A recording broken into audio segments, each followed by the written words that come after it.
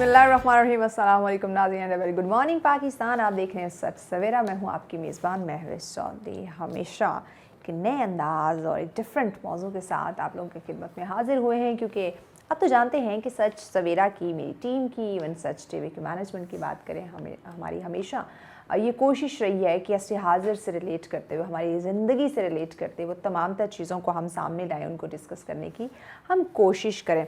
अच्छा, आज जो मैं जल्दी से टॉपिक की तरफ आती हूँ, क्योंकि टॉपिक बहुत अहम है और मैं कहूँगी कि इसमें हम सब की जो है वो इन्वॉल्वमेंट बहुत ज़्यादा ज़रूरी है। बात होगी आज हकूक़ की, इंसानी हकूक़ की हम बात करेंगे। देखें, आप किसी भी जगह, किसी भी मुल्क, किसी भी शहर, किसी भी एरिया में बसते हों, आपके सिर्फ हकूक़ नहीं, हकूक़ व फ़राइज़ अगर हम कह लें तो ज़्यादा बेहतर रहेगा। हर इंसान के होते हैं, जहाँ उसके कुछ हकूक़ हैं वहाँ उसके कुछ फ़राइज़ हैं, जहाँ उसके कुछ फ़राइज़ हैं वहाँ उसके कुछ हकूक़ भी हैं।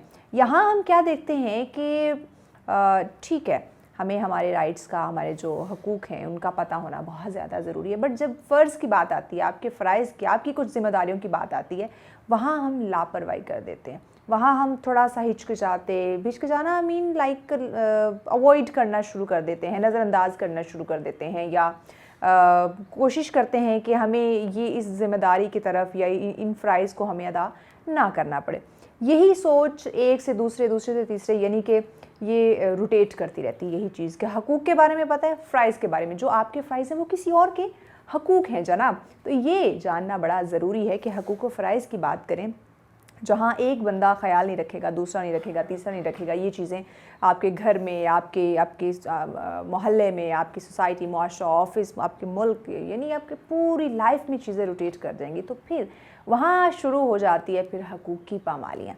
अब वो आपके हकूक़ हैं, दूसरे के हकूक़ हैं, आपके फ़राइज़ हैं, किसी और के हैं। तो आज हम बात करने वाले हैं हकूक़ की पामाली, जो इस वक्त हमें देखने को मिल रही है। ये एक यकीनन लम्हा फ़िक्र है कि हमें, ये तो मुझे बड़ा पता है कि महविश के ये राइट्स हैं, ये हकूक़ हैं और इसने इस तरह से इनको अचीव करना है, हासिल करना है। फ़लाँ अथेंटिक बंदा, उससे बात करूँ तो मुझे मेरे वो जो हकूक़ हैं, जो बेसिक हैं, वो मुझे मिल सकते हैं।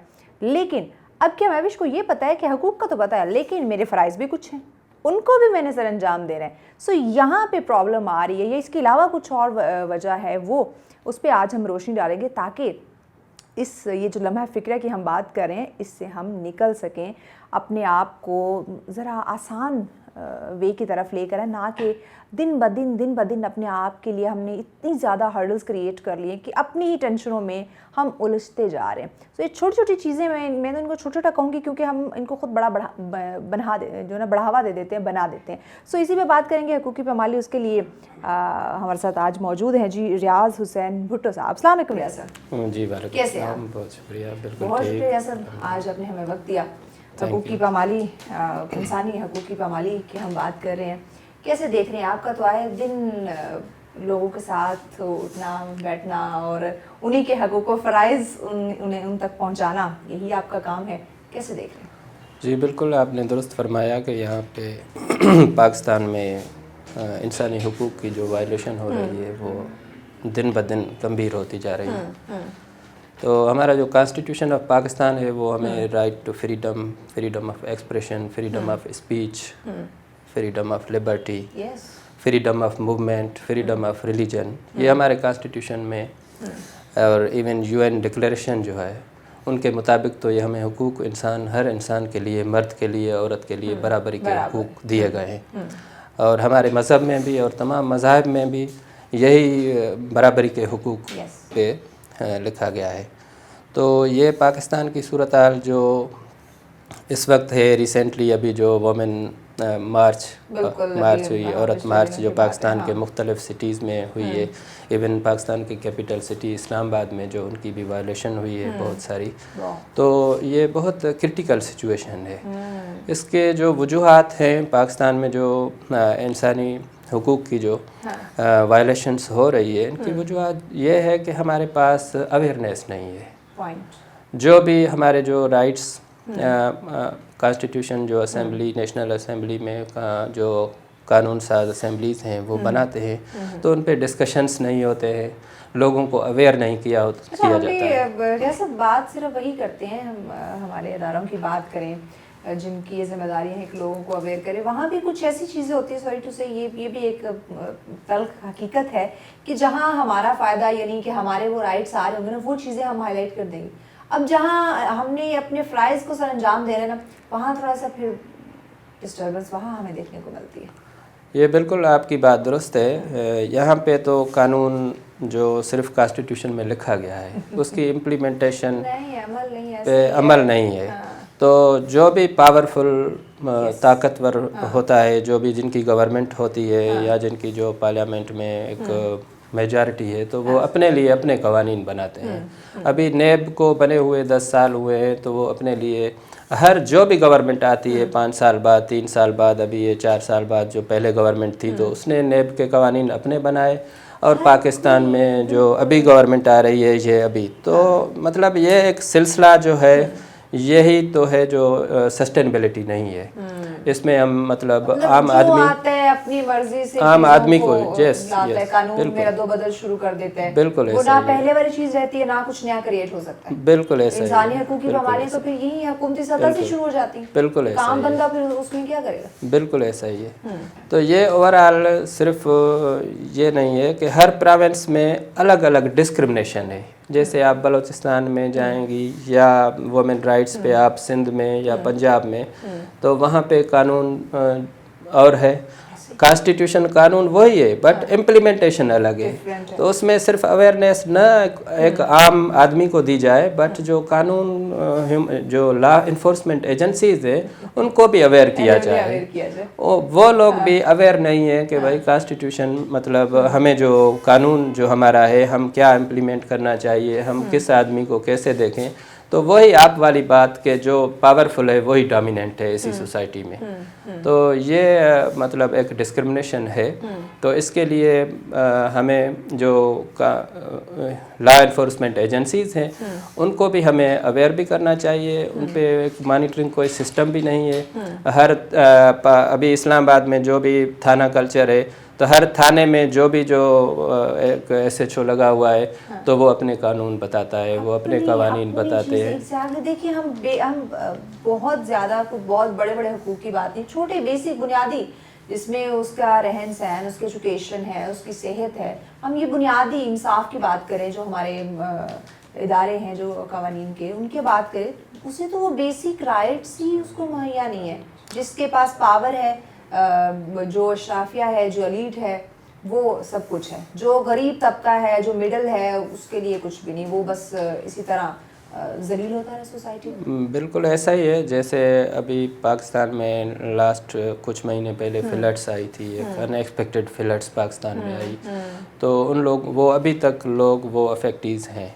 उन लोगों को ना तो कोई साफ़ पानी मुहैया किया जाता है। आप तो बेसिक राइट्स की बिल्कुल आप तो बेसिक राइट्स की जो बात आपने की कि उनको मतलब right of education, right of health, वो तो दूर की बात है।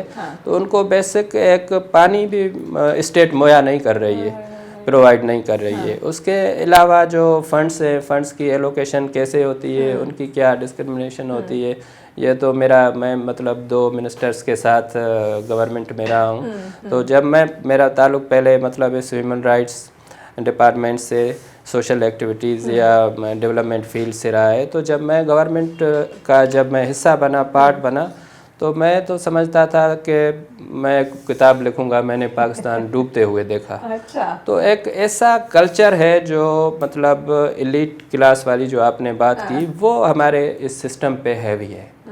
वो जब तक मतलब सिस्टम पावर है उसका ही जोर है। हाँ, कानून है। वो मिसाल एक एग्जांपल देते हैं, जिसकी लाठी उसकी भैंस।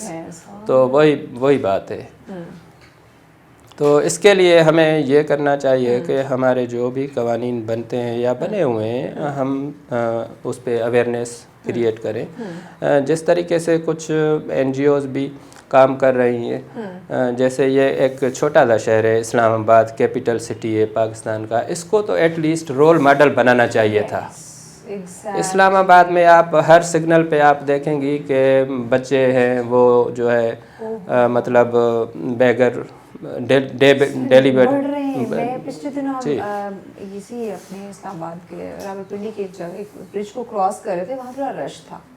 अब जितना वो रश था उतनी लाइन में लोग वो थे मांगने वाले खड़े हुए थे। तो ये भी एक माफिया माफिया है, बिल्कुल एग्जैक्टली माफिया, बिल्कुल माफिया है। ये सुबह को अर्ली इन द मॉर्निंग वो जो आते हैं तो वो सुबह को उन बच्चों को गाड़ी एक छोड़ के चली जाती है, फिर रात को उनको लेके जाती है। हर सिग्नल पे उनका एक सिस्टम मतलब लगा हुआ है। वो बच्चे मतलब न तो पढ़ रहे हैं न तालीम हासिल कर रहे हैं। कई बच्चे बीमार मतलब बच्चे वहाँ पे बैठे हैं और कई ऐसे उससे फिर वही बात है, क्राइम बढ़ रहा है। इन चीज़ों से क्राइम भी बढ़ रहा है। तो वो एक जो एनजीओ कहते हैं कि हमने चाइल्ड प्रोटेक्शन राइट्स पे काम किया, हमने ह्यूमन राइट्स पे काम किया, तो यहाँ बैठ के एक छोटे से शहर को भी वो मॉडल नहीं बना सकते हैं। अपने कैपिटल को, अपने कैपिटल सिटी को, जो मतलब एक मेरा जैसे मैं मुख्तलिफ पाकिस्तान के शहरों में रह चुका हूँ, कराची में, सिंध से ताल्लुक़ है, तो एटलीस्ट ये एक छोटा सा शहर है। इसमें थोड़ा सा बस लगता है कि थोड़ा सा कोई कानून है, कोई थोड़ा सा कुछ लोग हैं जो बैठे हैं जिनकी वजह से चल रहा है, बाकी तो बस सब वही एक ही बात है। तो यहाँ पे ये एक भुगतान है कि इम्प्लीमेंटेशन और सिंसेरिटी का उसको कैसे इम्प्लीमेंट किया जाए। तो इसमें अगर बात करूँ मैं, जो हमारे तालीमी इदारे हैं, अगर हमारे एजुकेशन में ये चीज़ें शामिल हों, हमें पता हो हमारे क्या हमारे हकूक़ और फ़राइज़ क्या हैं, हमने इंसानी हकूक़ की खिलाफ वर्जी नहीं करनी, इसको पामाल नहीं करना, वो मेरे भी राइट्स हैं, मेरे भी हकूक़ हैं, मेरे भी फ़राइज़ हैं। अगर मैं बर्दाश्त नहीं कर सकता या नहीं कर सकती तो यकीनन किसी और के भी मुझे हकूक़ पामाल करने की इजाज़त नहीं है। अगर ये एजुकेशन में शामिल हम कर दें, लोग घर से अपने एजुकेशन जो उनका निज़ाम, जो ऑर्गेनाइजेशंस हैं, वहाँ से अगर ट्रेन होकर आ जाएं, फिर इदारों तक तो ये बात जाएगी नहीं। लेकिन हमारी घर और अनफॉर्चुनेटली एजुकेशन में भी ऐसा कुछ बिल्कुल ये आपने बहुत अच्छी बात की है कि ये हमारी ह्यूमन राइट्स और जो हमारे जैसे चाइल्ड राइट्स हैं, वुमेन राइट्स हैं, इन तमाम जो चीज़ों को हम अगर निसाब में शामिल किया जाए तो वो उससे हमें बेहतरी होगी। जो एक प्राइमरी से 16 साल की एजुकेशन का सिस्टम है हमारे पास, हमारे मुल्क में है, तो प्राइमरी से हमें ये बताया नहीं गया है, एक बच्चे को बताया नहीं गया है कि आपके क्या हुकूक हैं, वालिदैन के क्या हुकूक हैं, वो वालिदैन को पता नहीं है। तो ये अगर निसाब में शामिल किया जाए। और दूसरा ये है कि हमारे पास सिविक एजुकेशन नहीं है। कुछ इदारे हैं जो मतलब यहाँ पे स्कूल्स में मुख्तलिफ जो स्कूल का सिस्टम है, ओ लेवल है, ए लेवल है, ये मैट्रिक है, इंटरमीडिएट, एक तो हमारे पास निज़ाम है नहीं। अभी वो कोई बाहर से लोग रह रहे हैं, वो बाहर से पढ़ के आए, वो उनका ओ लेवल ए लेवल का है। अभी तक तो हम तो सरकारी स्कूलों में पढ़े हुए हैं, हमें तो मतलब इस सिस्टम का अभी तक समझ नहीं आता है कि ये एक कैसे मतलब सिलसिला चल रहा है। एक तो ये बात है। दूसरा, हमारे निसाब में अगर ये टॉपिक्स दिए जाएं तो डेफिनेटली लोगों को शुरू से एक अवेयरनेस मिलेगी और पता जब होगा तो वो काफ़ी फ़ायदा होता है। दूसरा, सिविक एजुकेशन हमारे निसाब में नहीं है। मतलब ये होता है कि एहसास, लोगों को एहसास भी चीज़ों का नहीं होता है। अभी यहाँ पे हम एक इवेंट कर रहे हैं, मैं किसी इवेंट में एक फ्लड रिलीफ और फेंस के लिए हम काम कर रहे हैं, एक बड़ा म्यूज़िकल कंसर्ट करवा रहे हैं। तो कल मुझे एक प्राइवेट नंबर से कॉल आई। अच्छा। तो वो हमारे ब्रशर्स अभी सिर्फ सोशल मीडिया पे जा रहे हैं। तो देखें तो इसमें क्या मतलब, ये भी एक ह्यूमन राइट्स की वायलेशन है। प्राइवेट नंबर से कॉल की गई थी, आप कौन हैं, कहाँ रहते हैं, और ये क्यों हो रहा है। अच्छा। मतलब एक पॉजिटिव चीज़ें आप करें, लोगों को एंटरटेनमेंट दें, लोगों के मतलब एक ऐसे ही एक घुटन के माहौल में पाकिस्तान में इस वक्त जो इकोनॉमिकल कंडीशंस हैं, उनको एक मतलब अच्छा एक माहौल प्रोवाइड कर रहे हैं। तो वो प्राइवेट नंबर वाले, आपको पता है, तो वो हमसे पूछताछ कर रहे हैं कि ये आप क्या कर रहे हैं, ये क्यों हो रहा है। तो यही हम ब्रेक जाने पड़ना है, एक शॉर्ट से ब्रेक लेनी नाज़रीन। ब्रेक के बाद मज़ीद डिस्कशन का सिलसिले को आगे बढ़ाते हैं कि ठीक है, अगर कोई बंदा आपको अवेयर कर रहा है, आपकी काउंसलिंग करना चाह रहा है, फिर भी आप उसे डिस्टर्ब करें या उसको उसका काम ना करने दें, ये भी खासी इसको कह सकते हैं कि ये ज़्यादती होगी। मज़ीद डिस्कशन करेंगे और कौन कौन से राइट्स हैं, इंसानी हकूक़ की ये जो पामाली हो और इसको हम कैसे रोक सकते हैं, किन की ये बेसिक जिम्मेदारी है, इस पर बात की जाएगी। लेकिन इस शॉर्ट ब्रेक के बाद हमारे साथ रहिएगा।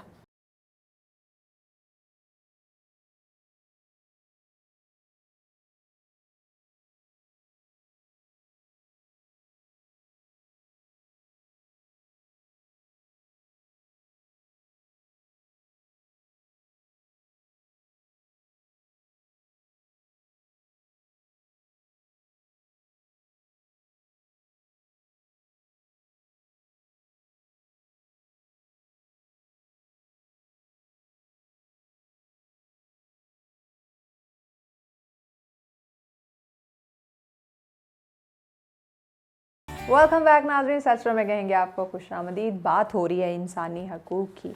पामाली जो इस वक्त हमें आए दिन मैं कहूँ कि अरूज पे जाते हुए हमें दिखाई दे रही है, एक लम्हा फ़िक्रिया है कि कैसे हम इसको रोक सकते हैं, कौन ज़िम्मेदार है, वजूहात क्या है और क्या ये इसी तरह से बढ़ती जाएगी या ख़त्म भी हो सकती है। इसकी रोकथाम कैसे मुमकिन बनाई जा सकती है, उस पर हम बात करें। यह सब कैसे इसको, क्योंकि अगर हम इश्यूज़ पे आएंगे तो इश्यूज़ तो बहुत ज़्यादा हैं, वो फिर हर नुक्ते से कोई ना कोई पहलू निकलेगा। कहाँ कैसे इसकी रोकथाम हम कैसे मुमकिन बनाएं, कौन इन्वॉल्व है इनके अंदर, इसको बढ़ावा देने में या इसकी रोकथाम में?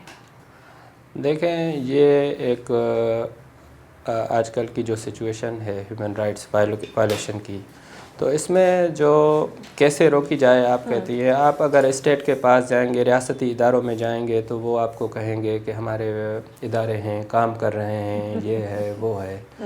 तो वहाँ पे सिर्फ कुछ मतलब कोई एक चीज़, अगर सेफ़ हाउसेस बनाए गए हैं तो उसमें वो कंडीशंस नहीं है। अगर औरतों के लिए अगर कोई सेफ़ हाउसेस हैं और तो उसमें क्या सिचुएशन है वो उन पे नहीं कहते हैं। वो सिर्फ कहते हैं कि हमारे एक इदारे बने हुए हैं।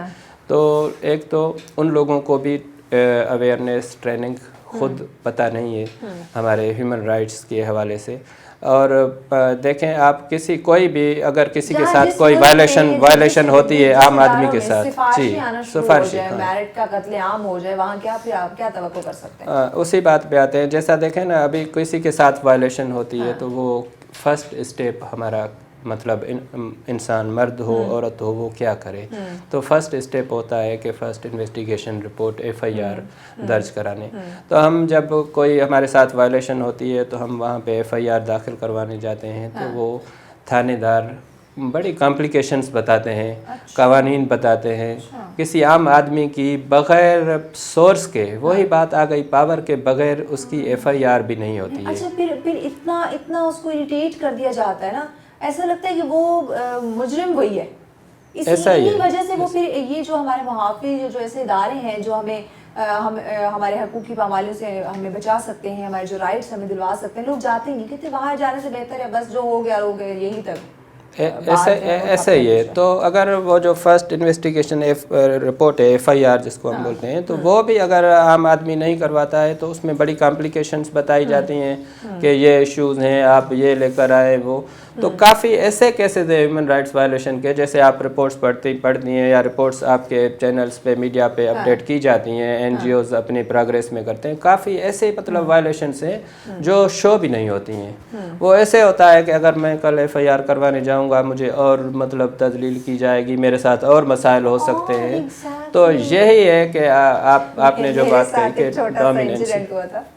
एक छोटा सा वाक़या, मेरी गाड़ी की जो बैटरी है वो चोरी हो गई थी। मैंने पुलिस में कॉल किया था, लेकिन अब मैडम आप FIR लिखवाना चाहेंगे? मैंने कहा बैटरी तो भाई मिलनी नहीं है, लेकिन ये है कि मैं सिर्फ ये शिकायत आपसे कर रही हूँ, कंप्लेन कर रही हूँ कि आपकी पहले पेट्रोलिंग होती थी यहाँ पे, आपको पता है एरिया ऐसा है और हालात भी कुछ आजकल ऐसे हैं। सो आप पहले आपके यहाँ पे लोग आते थे और लेट नाइट यहाँ पे गश्त कर रहे थे, बट अब क्यों नहीं? सो मैंने कहा ये सिर्फ मैं ये कंप्लेन कर रही हूँ, मुझे FIR नहीं लिखवानी। मुझे एक बैटरी के चक्कर में मुझे मेरी वो 10 बैटरी पूरी हो जाएगी तो मुझे एग्जैक्टली यही बात है। क्योंकि आगे आपको इतना हर्डल्स इतनी क्रिएट कर दी जाती है ना कि इंसान जाने नहीं चाहता इस तरफ। एग्जैक्टली यही बात है कि एक किसी के साथ कोई वायलेशन होती है, ये भी आपके हुकूक पामाल किए गए, तो आपने देखे ना, आप मतलब पढ़ी लिखी हैं, आप जानती हैं कि मुझे ये मतलब रिपोर्ट करना चाहिए। तो आप रिपोर्ट करने गई तो आपको भी कितनी हर्डल्स बताई गई। आपको या तो सोर्स, दूसरा ये कि आपको पेट्रोल कितना महंगा है, उसको फिर आप जाए 3-4 चक्कर लगाएं। हाँ, तो वो बैटरी के फैमिली देखेगी वो वैसे ही घबरा जाएगी, पुलिस क्यों आई है, क्या इन्वेस्टिगेट कर रही है। डेफिनेटली यही होता है। मोहल्ले वाले आपको पता है, हमारी सोसाइटी फिर वो अगर कैसे मतलब रिपोर्ट किया जाए। तो ये चीज़ें हैं। लास्ट टाइम एक नेशनल लेवल चाइल्ड राइट्स पे एक यहाँ पे कन्वेंशन हुआ था, government of Pakistan, ministry of human rights के, नेशनल कमीशन है चाइल्ड राइट्स पे।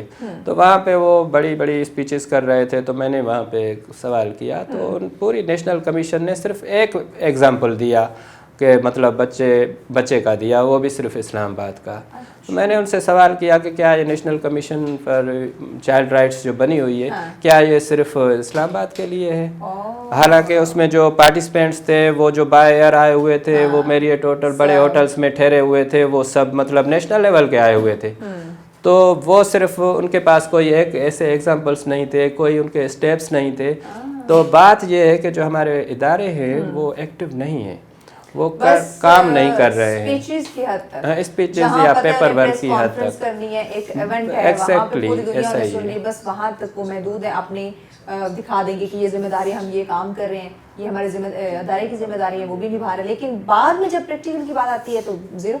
बिल्कुल यही बात है। तो फिर वहाँ पे एक टी ब्रेक हुआ, तो उधर ही मुझे कोई मेरे प्रोविंस के लोग थे कि आपने ये बात क्यों बोली। अच्छा, आजकल देखिए हालात इतने, मैं कहूँगी कि बहुत ज़्यादा नाजुक हो चुके हैं कि हम जिन इदारों की बात करते हैं, जो हमारे मुहाफ़िज़ हैं, जो तमाम पर कानून को देखने वाले लोग, पहले उनकी रिस्पेक्ट करते थे, अब उनकी रिस्पेक्ट ही नहीं करते। अब एक तो उनकी तरफ जाना नहीं चाहते, दूसरा उनकी रिस्पेक्ट नहीं है। जो कुछ अपने वो एक आम फ़र्ज से हो सकता है, वो अपने हकूक़, अपना हक हासिल करने के लिए वो फिर खुद ही अपनी मदद आपके तहत वो चीज़ें करें। तो ये भी तो एक उसको कह सकते हैं कि हमारा फ़िक्र है कि अगर हमारे इदारों की रिस्पेक्ट ख़त्म हो जाए, जो हमारे इस मुल्क के मुहाफ़िज़ जिस मुल्क को देख रहे हैं, जिस मुल्क की तमाम तर चीज़ों को लेके चल रहे हैं, कोई जराइम ना हो, अगर लोग उन्हीं से नफ़रत करना शुरू कर दें तो क्या इस मुल्क का क्या होगा? देखें, वही बात आती है कि उन इदारों को अपना रवैया, अपना जो है तरीक़ाकार दुरुस्त करना चाहिए। अभी वो दौर नहीं है जो पीछे माजी में मतलब होता था कि चीज़ें छुप जाती थी, रिपोर्ट नहीं होती थी। अभी सोशल मीडिया का दौर है, टेक्नोलॉजी का दौर है। तो उसी में यह है कि किसी को वहाँ गवर्नमेंट ने एक ऐप तैयार की है कि फौरी तौर पे आप उसी ऐप डाउनलोड करने के बाद उसका एक पिंक कलर का बटन है, आप उसको दबाएं तो फौरी तौर पे आपको मतलब मदद फराहम की जाएगी। तो ये एक अच्छा स्टेप है। देखें, अगर ऐसी चीज़ें इम्प्लीमेंट कर रहे हैं, लॉन्च कर रही है गवर्नमेंट, तो एटलीस्ट लोगों को पता होना चाहिए, अवेयर होना चाहिए। अवेयरनेस की बहुत कमी है हमारे पास। आप पे कोई बात, सिर्फ एप्लीकेशंस लॉन्च कर देना ही नहीं, आगे उसको लोगों तक पहुंचाना, फिर उसको यूज कैसे करना है, उसका इस्तेमाल। अब आप और मुझे जैसे लोग तो ठीक है, जो पढ़े लिखे वो तो समझ जाएंगे। जो एक रेडी लगाने वाला दिहाड़ीदार मजदूर है, जो इस तरह का बंदा है, जो नहीं इतना पढ़ा लिखा है, जिसको समझ नहीं, हाउनो नहीं है, उसे कैसे पता होगा कि मैं एप्लीकेशन कैसे यूज़ करनी, किस तरह इस्तेमाल करनी, कैसे मैं हेल्प के लिए कॉल करूँगा, ये क्या है, इसका प्रोसीजर क्या है? वही बात है कि अगर जो तरक्की याफ्ता ममालिक हैं, उनके अंदर जो कवानीन बनते हैं, तो कई बरस मतलब पहले डिस्कशंस होते हैं, लोगों के साथ पास जाते हैं, प्रैक्टिकली उनको अवेयरनेस दी जाती है। जो कानून वहाँ पे गरीब के लिए है, पैदल चलने वाले के लिए वही, एक बड़ी गाड़ी पे बैठने वाले के लिए भी वही कानून। एग्जैक्टली वही बात है। ये नहीं है कि यहाँ गरीब ने सिग्नल तोड़ा उसका चालान हो जाएगा, और जो अमीर आया है, जो गवर्नमेंट नंबर प्लेट से, उसके लिए सिग्नल खोल दो। ऐसा ही है, ऐसा ही है। तो वो वहाँ पे अगर कानून बनते हैं तो लोगों को अवेयरनेस दी जाती है, प्रैक्टिकल ट्रेनिंग्स दी जाती है, और जो इम्प्लीमेंट करने वाले इदारे होते हैं उनको भी ट्रेनिंग्स दी जाती है, तरबियत दी जाती है कि कहीं पे वायलेशन ना हो। और हमारे यही लोग जब पाकिस्तान के बाहर जाते हैं तो वहाँ पे रूल ऑफ लॉ की बिल्कुल फॉलो करते हैं, सब कुछ, और वही उन्हीं उसी के रंग, उन्हीं उसी एनवायरनमेंट में ढल जाएंगे। बिल्कुल वो लोग अप्लाई करवाते हैं। उन्होंने अगर एक लॉ बनाया है, कुछ टर्म्स हैं, कुछ कंडीशंस हैं, फॉलो करवाते हैं। हमारे यहाँ पे है लॉ, लेकिन फॉलो करवाने, इवन जिन्होंने करवाना है वो खुद नहीं करते। तो वही बात है कि यहाँ पे इम्प्लीमेंटेशन नहीं है। अगर कोई मतलब ताकतवर लोग अगर वायलेट कर रहा है तो वो बार बार करता जा रहा है। दिनों हमारे मौजूद ने, हमारे ऑफिस के थे, उनकी मैंने टाइमलाइन पे पोस्ट देखी, गवर्नमेंट नंबर प्लेट की गाड़ी है, बड़ी गाड़ी है। अब हो जाता है थोड़ा बहुत इशू, क्योंकि आजकल हम हर इंसान इतनी स्पीड में कि हम ब्रेक हमारी तो गाड़ी में होती नहीं है, तो छोटी मोटी हो गया होगा ओवरटेक या कुछ इस तरह का इशू, या जो भी, वो उस जनाब ने सड़क के दरमियान अपनी गाड़ी खड़ी की, उसके साथ फैमिली है, उसके बच्चे हैं, उसकी बीवी है, वो गवर्नमेंट नंबर प्लेट की मैं बात कर रही हूँ, फैमिली है। उसने सड़क के बीच गाड़ी खड़ी करके उस सामने वाली गाड़ी को रोक के उसको गालियाँ दे रहे हैं, उसकी गाड़ी को हिट कर रहा है, लेकिन कोई उसको पूछने वाला क्यों? पावर है उसके पास। देखें, अगर गवर्नमेंट के ये होगा तो प्राइवेट सेक्टर तो फिर उसका तो कोई यहाँ सुनने वाला नहीं। एग्जैक्टली वही बात आ जाती है, एक तो उनको पावर है, दूसरा कोई सिविक एजुकेशन नहीं है लोगों को। आपने जो कहा कि निसाब में ये अगर एजुकेट किया जाए हमें प्राइमरी लेवल से और सेकेंडरी हाई स्कूल मतलब यूनिवर्सिटी लेवल तक अगर ये मतलब चीज़ें शामिल की जाए, टॉपिक्स शामिल किए जाएँ तो डेफिनेटली इन फ्यूचर हमारे पास तब्दीली आ सकती है। बाकी जो डेफिनेटली इन फ्यूचर आ सकती है, बाकी यही वही लोग हैं यहाँ पे वायलेशन भी कर रहे हैं, फिर अपना पावर भी इम्प्लीमेंट करते हैं, और वही लोग हैं जो चंद मखसूस लोग हैं, मतलब मेजॉरिटी जो है उनके लिए कवानीन हैं, उनकी जो अगर कोई मतलब मसाइल होते हैं तो वो उनको वो कोर्ट कचहरी में जाना पड़ता है, उनको प्रॉब्लम इश्यूज आते हैं, फिर कई इदारे कोर्ट कचहरियों के बाद फिर बात घूम फिर के वही आ जाती है, जो इदारे हमें इंसाफ, जिनसे एक गरीब आवाम या वो अपने हक का जो एक होता है कि ख्वाहिशमंद होता है कि फ़लाँ जगह फ़लाँ इदारे पे मुझे मेरे राइट्स मिलेंगे, मेरे साथ अगर नाइंसाफ़ी हुई तो मुझे इंसाफ मिलेगा, अनफॉर्चुनेटली वो इदारे भी इंसाफ नहीं देते। पावर जीत जाती है, गरीब हार जाता है।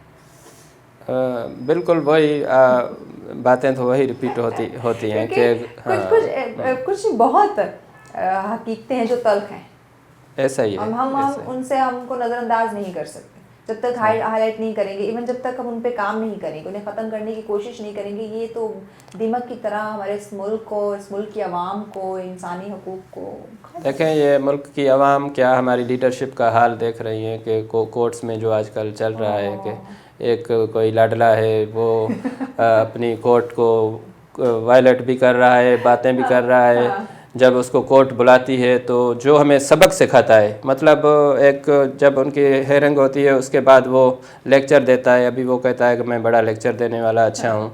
तो अगर ऐसी लीडरशिप हमारे मुल्क में होगी तो उसका क्या हाल होगा। तो उसी वजह से फिर वो जो आपने बताया कि लोग, आम आदमी क्यों परेशान है, तो हमारे इस कल्चर को, इस सोसाइटी को आप देखें, बिज़नेस क्लास, बिज़नेस के लोग, हमारी इंडस्ट्री, हमारी मतलब जो यूथ हैं, उनके जो राइट्स हैं या मतलब जो जॉबलेस हो गए हैं। पाकिस्तान में इस वक्त क्या सिचुएशन चल रही है, तो लोग नफसियाती तौर पे मफलूज बन गए हैं। तो इसी वजह से आगे अगर चीज़ों को बेहतर नहीं किया गया तो हमारे मुल्क में कैसे हालात हो सकते हैं वो आप बेहतर जानती हैं। हम एक कोई हल्का सा हॉर्न दे दें, हम वो बर्दाश्त नहीं कर सकते, इतना फ्रस्ट्रेटेड हो चुके, इतना डिप्रेस्ड हो चुके। अगर ये चीज़ें बढ़ती गई तो हमें तो सड़कों पे कत्लेआम मिलेगा। तो डेफिनेटली इसमें यह है कि हमें कोशिश करें, जो लॉ एनफोर्समेंट एजेंसीज़ हैं वो अपने तौर पे, और गवर्नमेंट के जो और इदारे हैं उनको बेहतर बनाने के लिए अपने काम को बेहतर करें। और ये जो हमने सजेशंस दिए कि ह्यूमन राइट्स के, वुमेन राइट्स हैं, चाइल्ड राइट्स हैं, ये हमारे निसाब में शामिल किए जाएं। सिविक एजुकेशन को हमें बढ़ाना चाहिए ताकि सबको जो है एक कवानीन का पता हो दोनों तरफ। जब हम सब मतलब इसमें सिर्फ वो नहीं है कि रियासत, हाँ, बराबरी के साथ हो। बराबरी के सतह पे वो कह रहे हैं, तमाम तर काम करने को बोल रहे हैं, हुक्म दे रहे हैं, तो हम क्यों नहीं कर अपनी ज़ात के लिए जो मुझे फ़ायदा दे रही चीज़, उस पर मैं फोर्स करूँगा, उस पर मैं अमल करने की या करवाने की कोशिश करूँगा। बाकियों का कौन सोचेगा भाई? वो भी तो हमारे इस मुल्क का, हमारे इंसान है, एहसास है हमारे अंदर।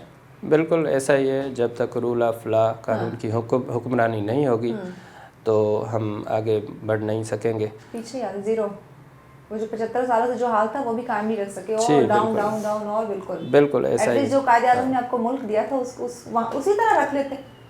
ऐसा ही है। अभी पाकिस्तान के कॉन्स्टिट्यूशन जब से बना है उसमें ह्यूमन राइट्स की बात है, और पाकिस्तान में जब ह्यूमन राइट्स के डिपार्टमेंट इदारे बने हैं वो अभी 2014 में बने हैं, 2012 में बने हैं। और अभी भी जितने प्रोविंसेस हैं उसमें मतलब एक नेशनल लेवल पे मिनिस्ट्री ऑफ ह्यूमन राइट्स है।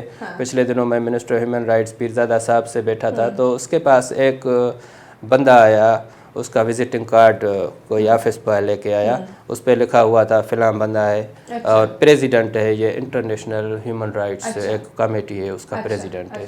तो वो पीरज़ादा साहब ने वो उसका विजिटिंग कार्ड पढ़ के, जो हमारे फेडरल मिनिस्टर है ह्यूमन राइट्स के, तो वो हंस रहा था, कह रहा था कि यार पहले लोग होते थे मिरासी होते थे तो उसके बाद फिर सहाफ़ी आ गए। Oh my God. तो उसके बाद अब जो भी अगर कहीं उसको कोई मतलब कमाना होता है, नाराज़गी होती है, अभी वो कहता है कि मैं ह्यूमन राइट्स का रिप्रेजेंटेटिव हूँ। तो ये चीज़ें भी हमें देखनी चाहिए कि ऐसे जो लोग, ऐसे इदारे, ऐसी ऑर्गेनाइजेशंस काम कर रही हैं, उनको हम ख़त्म करें और उन लोगों को हम चीज़ों को बेहतर बनाएं। जो ऑथेंटिक है, जो वाकई इसके लायक हैं, वो उनको सामने लेकर पैगाम क्या देंगे नाज़रीन को? तो मैं यही पैगाम दूंगा कि सिर्फ रियासत का, स्टेट का, इदारों का भी नहीं है कि हम मतलब रूल ऑफ लॉ पे को इम्प्लीमेंट करें। आम आदमी, अगर हर इंसान, मर्द हो, ख़वातीन हो, बच्चे हो, नौजवान हो, अपना अपना किरदार अदा करें इंसानी हुकूक की बेहतरी के लिए, तो हम बेहतर चीज़ें बेहतर हो सकती हैं। बहुत शुक्रिया रियाज हुसैन भुट्टो साहब, आपने हमें वक्त देते हैं, खूबसूरत डिस्कशन रही।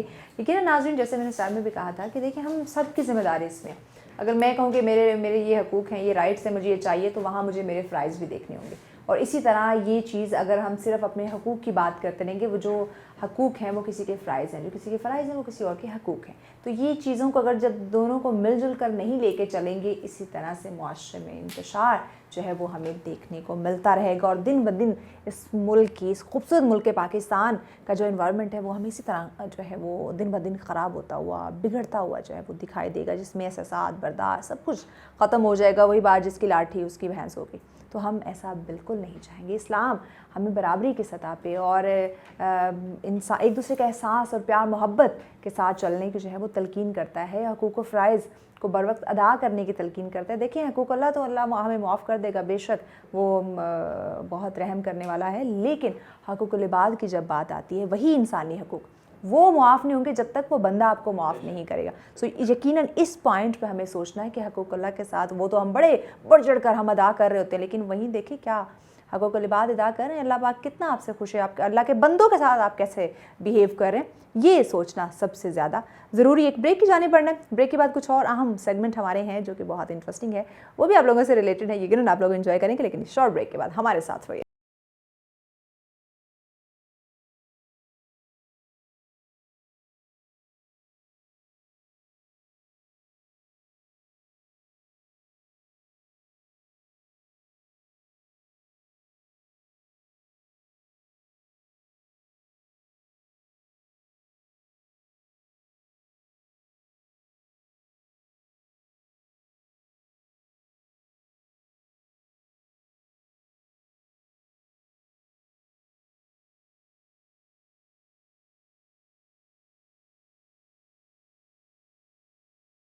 वेलकम बैक नाज़रीन, सर्च में एक दफ़ा फिर से कहेंगे आपको खुशामदीद। ब्रेक पे जाने से पहले हम बात करते हैं इंसानी हकूक़ के हवाले से, काफ़ी कुछ हमें हमारे मौजूद मेहमान से जानने का मौका मिला।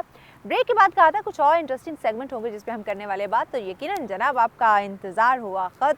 अब जो हमारा सेकंड सेगमेंट है, जो टॉपिक है हमारा जिस पे हम बात करने वाले, आपको पता है मौसम बदल रहा है। जब मौसम बदल रहा है वो अपने साथ बहुत सारे बदलाव लेकर आता है। वो अगर हम हमारी ज़ाहिर शख्सियत के हवाले से देखें, मूड के हवाले से, खाने पीने, ओढ़ने पहनने, तमाम चीज़ों को जो है वो चेंज कर देता है। हर लिहाज से हमारी पूरी लाइफस्टाइल जो है वो चेंज होना शुरू हो जाती है।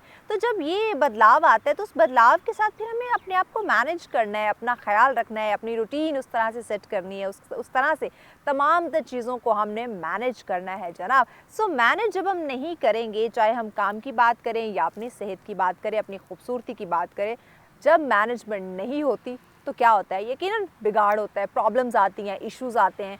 सो सबसे ज़्यादा प्रॉब्लम जो हमें इस वक्त फेस करने पड़ रही है, जो हमारे सामने हैं चीज़ें जो कि हमें लगा, तो हमने कहा यकीनन हमारे नाज़रीन को भी ये प्रॉब्लम्स होंगी, तो उनके साथ ही इस टॉपिक पे बात करनी चाहिए। टॉपिक क्या होगा? बात करेंगे हम आपकी खूबसूरती के हवाले से। खूबसूरती कैसे कि मौसम बदलता है, अगर हम विंटर्स की बात करते हैं उसमें भी हम बहुत ज़्यादा लापरवाह हो जाते हैं, बट जैसे तैसे करके थोड़ा बहुत मैनेज होता रहता है। बट जैसे ही मौसम चेंज होता है, हम समर में दाखिल होते हैं, मौसम गर्मा का आगाज़ होता है, उसमें भी फिर एकदम से धूप को फेस करना और फिर अपने काम काज में मसरूफ़ रहना, स्किन को प्रॉपर उसकी केयर ना करना, प्रॉपर क्लीन्स ना करना, या फिर गर्मी कि अगर मैं बात करूँ उन ख़वातीन की बात करूँ जो कहती है कि धूप से रंग काला हो गया, जिन्हें सफ़ेद दिखने का बड़ा शौक़ है, तो वो नीम हकीम के टोटके और डिफरेंट फार्मूला क्रीम्स का इस्तेमाल या फिर मार्केट में सैलून्स में आए हुए कुछ वाइटनिंग इंजेक्शन या फेशियल्स या इस तरह के दीगर ट्रीटमेंट लेना शुरू कर देती है, जिसकी वजह से भी प्रॉब्लम्स आ सकती हैं, क्योंकि हर मौसम के हर स्किन के अपने कुछ रिक्वायरमेंट्स होती हैं जिन्हें हमने पूरा करना है। सो जब तक आप किसी स्पेशलिस्ट के पास नहीं जाएंगे, किसी डर्माटोलॉजिस्ट के पास नहीं जाएंगे जो प्रॉपर जानता होगा, इसको अवेयरनेस होगी, जो एजुकेटेड होगा आपकी स्किन से मुतालिक, वही आपको बेहतरीन तरीके से गाइड कर सकते हैं। सो ये प्रॉब्लम तो वो थी जो हमें पता है कि हमें भी फेस करनी पड़ती है, सो हमारे नाज़रीन को भी यकीनन। तो उसी को मद्देनज़र रखते हुए आज का सेगमेंट डिज़ाइन किया गया, जिसमें माशाल्लाह से एक बहुत ही नामवर मैं कहूँगी, नो डाउट उनका काम भी आप देखते रहते हैं और डिफरेंट प्रोग्राम्स दीगर टीवी चैनल्स पे आप उन्हें देखते रहते हैं। बहुत ही खूबसूरत अंदाज में वो आके आपको गाइड करते हैं, आपकी खूबसूरती के हवाले से आपको अवेयर करते हैं। डर्माटोलॉजिस्ट हैं, आपने उनसे कंसल्ट भी किया होगा, रब्ता भी किया होगा, कुछ लोग तो उनसे ट्रीटमेंट करवा चुके होंगे, बड़े सेटिस्फाई होंगे। सो जो नहीं करवा चुके, उनसे पाला नहीं पड़ा, जो उनसे आके अपना उन्होंने खूबसूरती को बरकरार रखने के लिए उनसे मुखातिब नहीं हुए, मिले नहीं है, तो आज हमारे प्रोग्राम के थ्रू आप उनसे मिलने वाले हैं। हमारे साथ मौजूद है डॉक्टर मुबशर। अस्सलाम वालेकुम डॉक्टर साहब। अस्सलाम वालेकुम। कैसे हैं आप? आई एम गुड अल्हम्दुलिल्लाह जी, आप ठीक हैं? मैं बिल्कुल ठीक ठाक। कैसा लग रहा है खुली फिजा में? इट्स फीलिंग गुड अल्हम्दुलिल्लाह। हाँ, ये तो आपने आज अच्छा किया कि नेचुरल इन्वायरमेंट में और इस्लामाबाद की खूबसूरती को दिखाया आपने। और खूबसूरत फ्रेश हवाएं जो हैं वो हमें और तरोताज़ा जो है वो कर दे और तरोताज़ा दिखाए, ये होना भी चाहिए जी बिल्कुल। ये अगर तरोताज़ा, हम ठंडी और खुली फिजा नेचर की हमने बात की है, टॉपिक की तरफ आते हैं, वो तो आप हमें गाइड करेंगे। इस इन्वायरमेंट का कितना असर होता है हमारी खूबसूरती के ऊपर, हमारी स्किन के ऊपर? देखिए, इस इन्वायरमेंट का खूबसूरती या स्किन से ज़्यादा असर होता है हमारी मेंटल हेल्थ पे और हमारे जो पीस ऑफ माइंड पे। और एक नेचुरल सी बात है, जब आप पीस ऑफ माइंड में होते हैं या आप ज़्यादा पुरसकून होते हैं, तो आपकी ना सिर्फ स्किन, ओवरऑल बॉडी की हेल्थ आपने अभी बात की है, वो सबसे ज़्यादा गुड होती है, बेहतर होती है। और आपकी चूँकि मेंटल हेल्थ के साथ सारी बॉडी पार्ट, सारी आपकी हेल्थ, सारा कुछ रिलेट करा होता है, इवन स्किन आल्सो। तो वो उस वजह से क्या होता है, जब आप नेचर में जाते हैं, वॉक करते हैं, फ्रेश चीज़ें लेते हैं, नेचुरल चीज़ें खाते हैं, तो उससे आपकी ना सिर्फ स्किन बेहतर होती है जबकि ओवरऑल हेल्थ भी बेहतर होती है। मुझे यकीन है, हम आपको पता है इंडोर ही हमारे सारे शोज़, मॉर्निंग शो इंडोर ही होता है, बट आज का इत्तेफाक हमें आउटडोर का हुआ है। सबसे ज़्यादा मुझे मज़ा आज की सेगमेंट का आ रहा है, क्यों? खुली ताज़ा हवा और नेचर के पास सरसब्ज़ शादबाद हर जगह।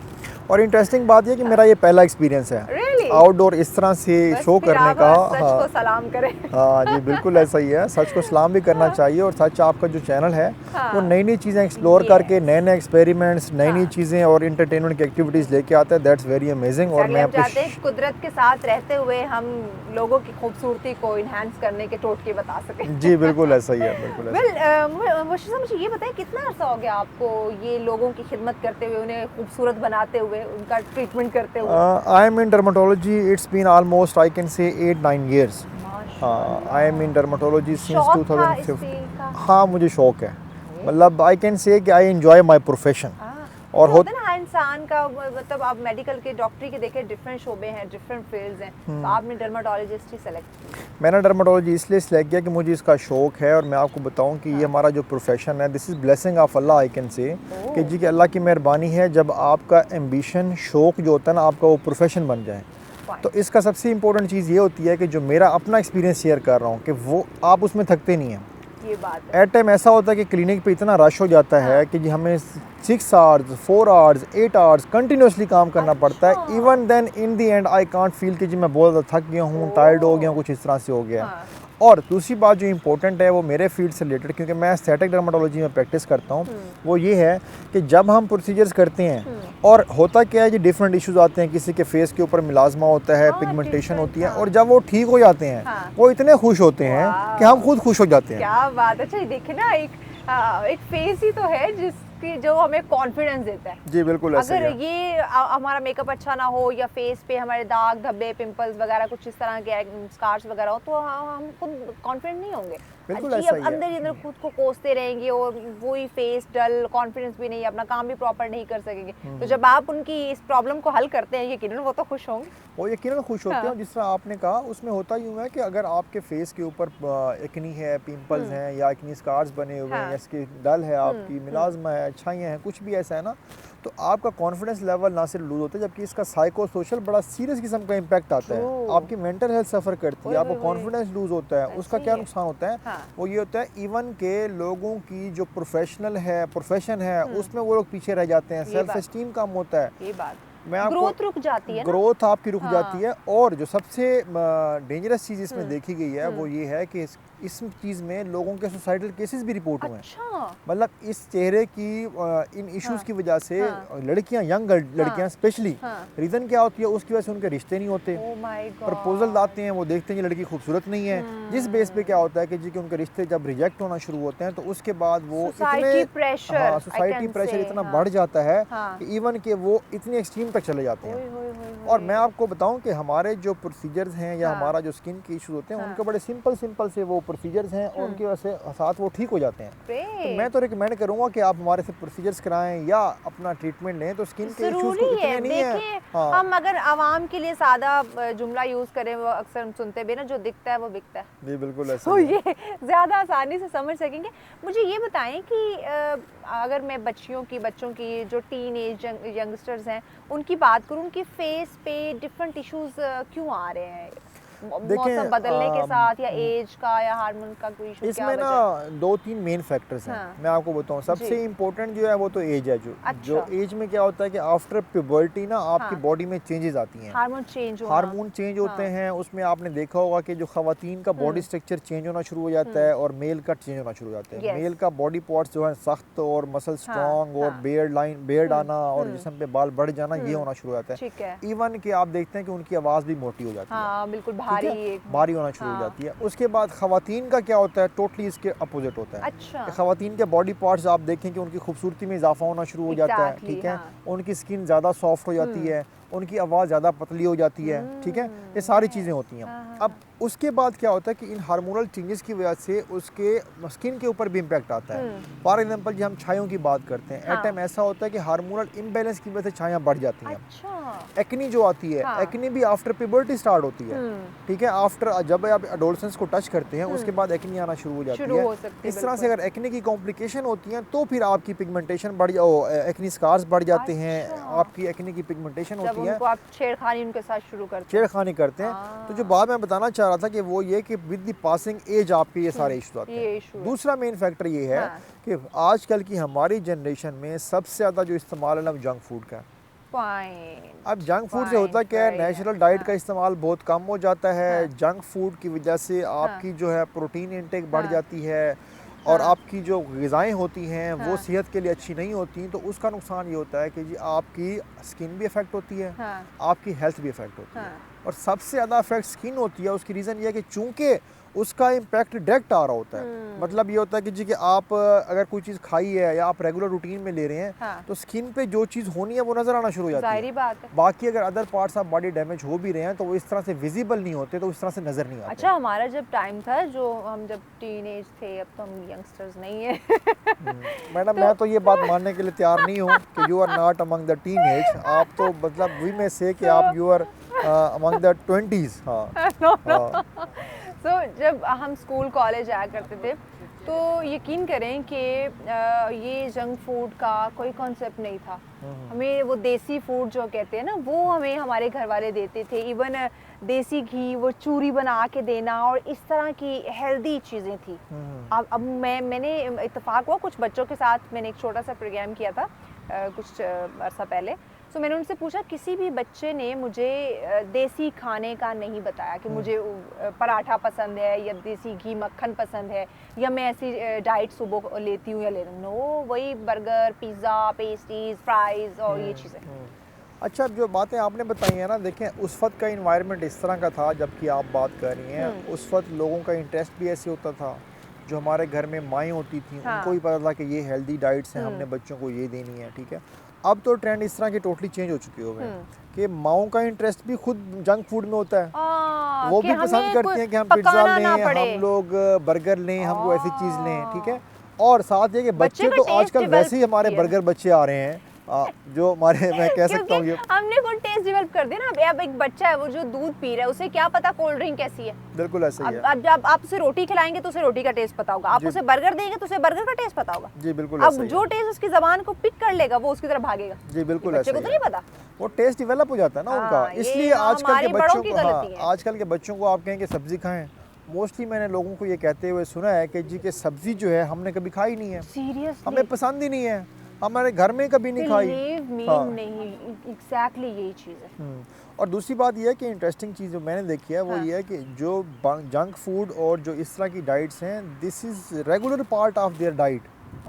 मतलब जो रेगुलर डाइट ले रहे होते हैं वो उसका पार्ट बन चुका होता हाँ, है, ठीक हाँ। है। उसमें क्या नुकसान होता है कि वो जिस तरह से हम लोग तो ये है ना कि कभी कभार once in a blue moon pizza ले हाँ। लिया, बर्गर ले लिया, शॉर्मा खा लिया, कोई ऐसी चीज़ खा ली। अब तो वो लोग रेगुलर लेते हैं बच्चे। Regular exact. इसमें मजीद बात करते हैं, एक शॉर्ट सी ब्रेक लेनी है। ब्रेक के बाद नाज़रीन मजीद आपको बताते हैं कि ये हमारे डाइट, हमारे खाने का क्या असर पड़ सकता है हमारी स्किन, हमारी ब्यूटी के ऊपर। इस पर इन डिटेल बात करते हैं, लेकिन शॉर्ट ब्रेक के बाद हमारे साथ रहिएगा।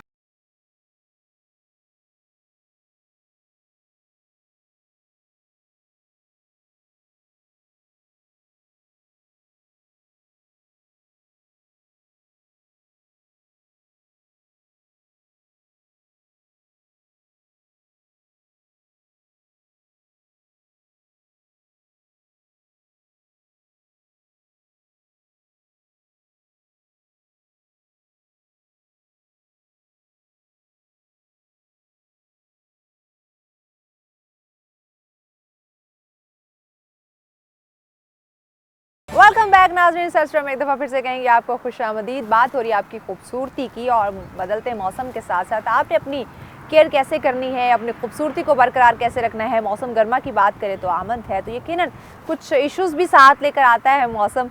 हम सर्दी की बात करें, गर्मी की बात करें, प्रॉब्लम्स होती हैं, तो उन प्रॉब्लम्स को आपने कवर कैसे करना है, उन बीमारियों के साथ आपने कैसे लड़ाई करनी है, जंग करनी है, उस पर हम बात करें। डॉक्टर साहब हमारे साथ है। डॉक्टर साहब, खाने की बात हो रही थी कि मौसम के साथ साथ मौसम बदलता है, आपको जो डिफरेंट डिजीज़ स्किन की हम स्पेशली बात कर रहे हैं, तो जो भी इश्यूज आते हैं उसमें खाने का बड़ा ताल्लुक है। जी अच्छा, खाने का जिस तरह हमने डिस्कस किया अभी, तो खाने का यकीनन बहुत इंपॉर्टेंस है कि अगर आप फ्रेश वेजिटेबल्स लेंगे, जूसेस लेंगे और अपनी नींद का ख्याल रखेंगे, हाँ। मोबाइल का इस्तेमाल कम करेंगे, हाँ।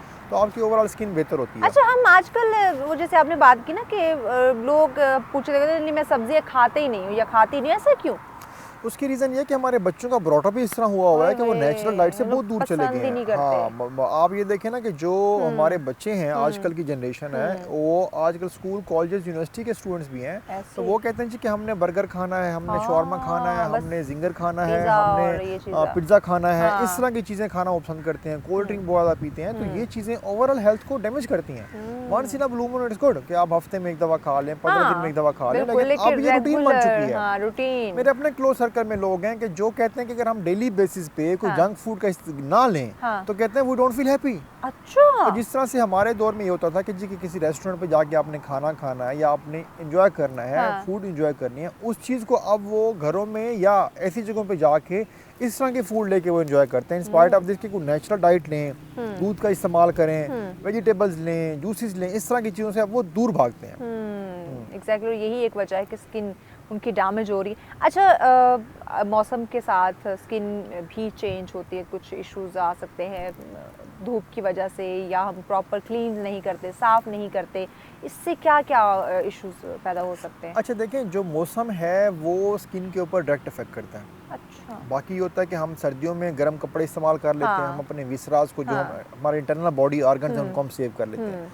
स्किन का प्रॉब्लम ये होता है कि स्किन एक्सपोज्ड है, ऐसे ही सर्दी का भी डायरेक्ट इफेक्ट आएगा। और अगर बाकी पार्ट्स ऑफ बॉडी को, जिस तरह हमारे बाजू हैं, हमारे हाथ पाँव, हाथ और स्पेशली और मुंह, ये तो हमारा एक्सपोज रहना ही रहना है। बिल्कुल, ये तो ठीक खुला है। हाँ। इसको हम इस तरह नहीं कर सकते कि आंटी लाना से जो खवातीन है वो वेल करती हैं, ठीक है।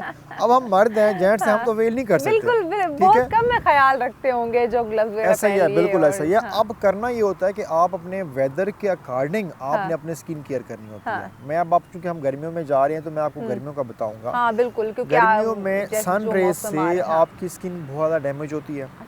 सन रेज से ही स्किन के ऊपर रिंकल्स आते हैं, जिनको हम झुर्रियाँ बोलते हैं, हाँ। झुर्रियों की वजह से ही स्किन एजेड लगना शुरू हो जाती है। और अर्ली साइन ऑफ एजिंग जिसको बोलते हैं वो हमारी रिंकल्स होते हैं, जाहिर जो बात कि झुर्रियाँ आ जाती हाँ। हैं। दूसरा हमारे पास ऑप्शन ये होती है कि जो रीज़न बनती है हाँ। आपके स्किन डैमेज की, हाँ। वो आपके चेहरे के ऊपर मिलाजमा होता है, ओह, जिसको हम पिगमेंटेशन बोलते हैं, छाया पिगमेंटेशन, बोलते छाया, हैं। हाँ। तो ये भी मेन रीज़न क्या होती है, वो सन एक्सपोजर होता है या अल्ट्रावायलेट रेज होती हैं सन की, या सूरज की किरणों में जो नुकसानदेह शुआएं होती हैं वो आपकी स्किन को डैमेज करती हैं।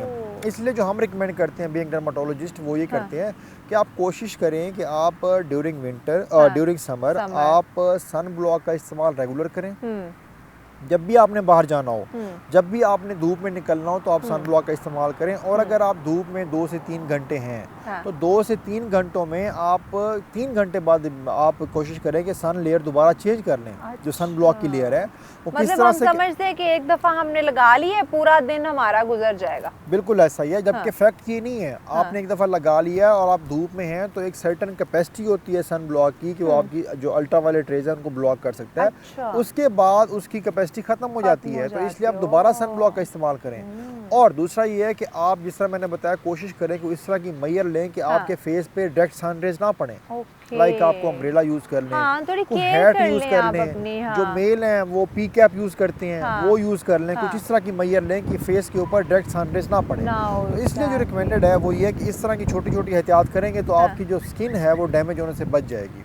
अच्छा, इसमें आपने लास्ट टाइम आप हमारे शो में आए थे, नाज़रीन को एक दफ़ा फिर से क्लियर कर दें कि ये जो हार्ड लाइट है स्टूडियो की, या हमने घरों में बड़ी बड़ी लाइट्स इस्तेमाल हम करते हैं, उससे भी हो सकती है स्किन को? बिल्कुल ऐसा ही है कि हाँ। जो हमारी इंटरनल हमारी जो लाइट्स होती हैं हाँ। घरों में इस्तेमाल करते हैं, जो बल्ब होता है, और आजकल एलईडी लाइट्स हैं, इसमें क्या होता है अल्ट्रावायलेट रेज इनमें भी होती हैं। अच्छा, इसमें हमारा क्या कंसेप्ट है, मतलब हम कहते हैं एलईडी लाइट से नुकसान नहीं होगा। बिल्कुल ऐसा ही है। हमारा क्या बेसिक कंसेप्ट होता है, हमारा ये होता है कि जी कि हम क्या कहते हैं कि हमारा अगर वो है, हम लोग घरों में हैं तो ख़वातीन क्या समझते हैं कि जी घर से बाहर जाएंगे तो हम सन ब्लॉक का इस्तेमाल हाँ। करेंगे, घर के अंदर है तो ज़रूरत नहीं है। हाँ। घर के अंदर भी आपको इक्वली ज़रूरत है, लेकिन उसका एक ये है, कब बता सकते हैं हम ऑडियंस को, अगर आप धूप में हैं तो आप 3 घंटे बाद, 4 घंटे बाद, 2.5 घंटे बाद आप उसको चेंज करें। घर के अंदर है तो अगर आपने सुबह लगा लिया, तो चूंकि उनमें अल्ट्रावायलेट रेज की इंटेंसिटी कम होती है, तो आप पूरा दिन भी चला सकते हैं। ओके। तो इसलिए इस एहतियात को भी करना बहुत ज़रूरी है कि आप घर के अंदर भी सन ब्लॉक का इस्तेमाल करें,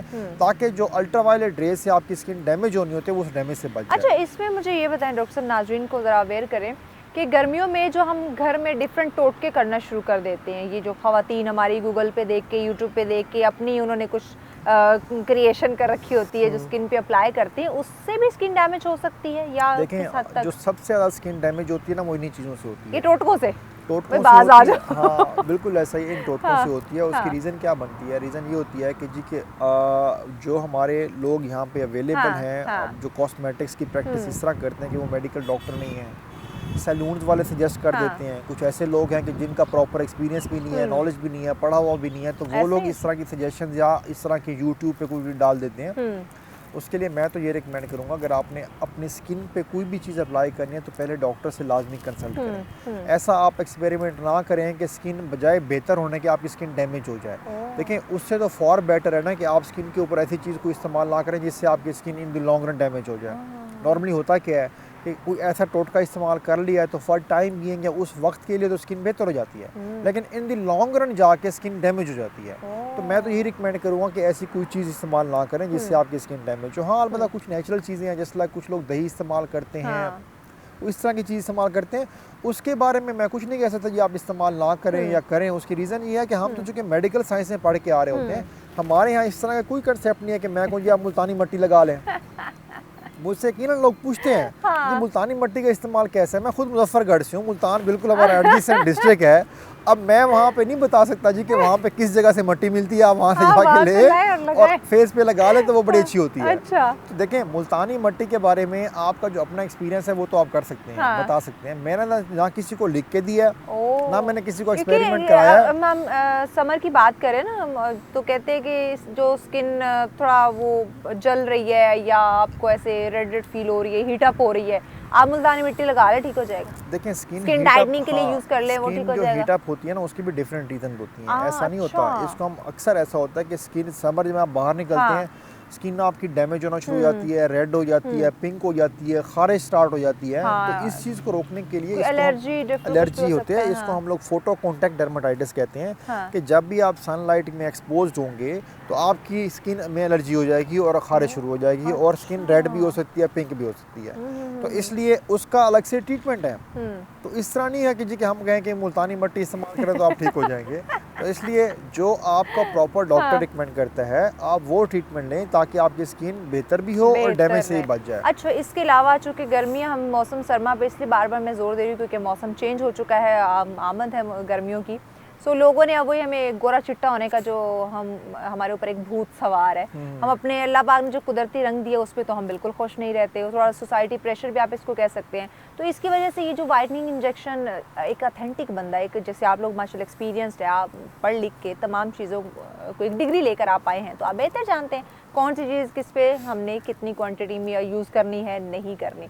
वो तो ठीक है, एक वैलिड चीज़ हमें समझ में आती है। लेकिन ये डिफरेंट सैलून्स वालियों ने जो ये वाइटनिंग इंजेक्शन का इस्तेमाल या फार्मूला क्रीम्स का इस्तेमाल करवाना शुरू कर देती हैं, इससे क्या हो सकता है? देखें, जो वाइटनिंग इंजेक्शन है उनका तो मैं बताऊंगा एक्चुअली वो ग्लूटाथियोन इंजेक्शन होते हैं। ठीक है। अब वो डिपेंड ये करता है कि जी कि जो इंजेक्शन लगाया जा रहा है उसकी क्वालिटी क्या है, उसका स्टैंडर्ड क्या है। ठीक है, क्या वो प्रॉपर क्वालिटी वाला है जो आप अपने क्लाइंट को लगा रहे हैं और उसका फिर रिजल्ट भी आता है। हाँ। जो इंटरेस्टिंग चीज़ बताने की है वो ये है कि वाइटनिंग इंजेक्शन का एक वाइट करना या गोरा करना एक पर्पज़ है। अच्छा। एक्चुअली ये है कि ये आपकी ओवरऑल इम्यूनिटी को बूस्ट करता है, आपकी हेल्थ को इम्प्रूव करता है और आपकी जो वो है क्या कहते हैं कि आपका जो एंड्योरेंस लेवल है उसको ये इनहांस करता है। इवन कि आपकी स्लीप इंप्रूव करता है, आपकी मेंटल हेल्थ को बेहतर करता है वाइटनिंग इंजेक्शन, जिसको हम ग्लूटाथियोन इंजेक्शन बोलते हैं। लेकिन अगेन ये डिपेंड करता है कि आप जो प्रोडक्ट यूज़ कर रहे हैं उसकी ऑथेंटिसिटी कितनी है। अब जिस तरह से बाकी लोकल प्रोडक्ट्स भी होती हैं मार्केट में, इंपोर्टेड भी होती हैं, कुछ अच्छी क्वालिटी की होती हैं, तो हर चीज़ में है ना, मेकअप भी ऐसा है, क्रीम भी ऐसी हैं। तो इसलिए अगर वाइटनिंग इंजेक्शन आप किसी डॉक्टर से लगवाएंगे तो ये मैं बता सकता हूँ आपको कि वो यकीनन अच्छी क्वालिटी का इंजेक्शन यूज़ कर रहे होंगे। और कहा जाता है इससे पहले कुछ टेस्ट भी होते हैं। वो लीवर फंक्शन टेस्ट हम कराते हैं, उसके बाद जाके इंजेक्शन लगाते हैं। तो सैलून वाले टेस्ट नहीं करती है, उनको इस चीज़ का पता ही नहीं होता, उन्होंने बस कमाई करनी इंजेक्शन करवाना है, वाइटनिंग इंजेक्शन है, बस कमाई करनी है। हाँ जी, बिल्कुल ऐसा ही है। और ये जो फार्मूला क्रीम्स का वो इस्तेमाल करवा, फार्मूला क्रीम तो खुदा के लिए बिल्कुल इस्तेमाल ना करें। उसकी रीज़न ये है कि आपको गोरे होने का इतना भी शौक है तो आप और कोई प्रोसीजर ले रहे हैं। फार्मूला क्रीम यूज़ करके आप स्किन को डैमेज करते हैं और आपकी स्किन ना सिर्फ डैमेज होती है बल्कि स्किन की हेल्थ भी कंप्रोमाइज़ हो जाती है। होता क्या है, ये फार्मूला क्रीम क्या करती है, जो ऊपर अपर लेयर ऑफ स्किन होती है उसको थिन कर देती है। अंदर से आपकी कैपिलरीज और छोटी छोटी जो खून की नालियाँ होती हैं वो नजर आना शुरू हो जाती हैं। उसके बाद क्या होता है जी, उसकी स्किन की हेल्थ को दोबारा रिस्टोर करना एक बड़ा इशू बन जाता है। हमारे पास लोग आते हैं, उन्होंने क्या किया होता है, फार्मूला क्रीम यूज़ की होती हैं, किसी ने उनको बता दिया होता है कि आप ये क्रीम यूज़ करें, आप 15 दिन में, 20 दिन में, महीने में गोरे हो जाएंगे, गोरा चिट्टा हो जाएंगे। और वो गोरे चिट्टे हो जाते हैं। क्या रिजल्ट निकलता है, 6 साल बाद, 7 साल बाद फेस के ऊपर छाया बन जाती हैं। और इतनी स्टबन छाया बनती हैं कि उनको हम ट्रीट नहीं कर सकते। उसके लिए हमें मैक्सिमम प्रोसीजर्स करने पड़ते हैं, बड़े एक्सपेंसिव प्रोसीजर होते हैं। ठीक है, ऑडियंस को आप भी बताएं, मेरी तरफ से भी मैं तो रिकमेंड करूंगा कि प्लीज़ आप कोई ऐसी चीज़ इस्तेमाल ना करें। हाँ, बिल्कुल ऐसे ही, और ऐसी कोई चीज़ इस्तेमाल ना करें, स्पेशली जो फार्मूला क्रीम्स हैं या गोरा होने वाली। कहेंगे कि वो जो सस्ती या इंस्टेंट रिजल्ट वाली है, क्योंकि वो आपको फौरन तो अच्छा रिजल्ट दे देंगी, लेकिन उसके जो साइड इफेक्ट्स होंगे, जो बाद में आपको प्रॉब्लम फेस करनी पड़ेगी, वो फिर ज्यादा खतरनाक हो सकती है। बिल्कुल ऐसा ही है। तो इसलिए उससे बचने के लिए कोशिश करें कि ऐसी कोई चीज़ इस्तेमाल ना करें। स्किन कैंसर भी हो सकता है। देखिए, स्किन कैंसर जो है ना, करीम से तो हम एक हद तक कह सकते हैं। ठीक है, वो ये होता है कि चूंकि उसमें स्टीरॉइड होता है, वो स्किन को डैमेज करते हैं। तो स्किन का कैंसर क्या होता है, कैंसर में होता है कि आपकी जो सेल प्रोडक्शन है ना वो अनकंट्रोल हो जाती है। ठीक है, तो वो एक हद तक एक उस तरफ लेके जा सकता है। लेकिन जो बाकी हमारे एस्थेटिक्स प्रोसीजर हैं, जिनमें हमारा ग्लूटाथियोन इंजेक्शन है, हमारा PRP है, माइक्रो नीडलिंग है, हमारा Q-स्विच लेज़र है, डिफरेंट लेज़र्स हैं, उनमें से कोई भी ऐसी चीज़ नहीं है जो कि स्किन का कैंसर काज करे या स्किन की हेल्थ को डैमेज करे।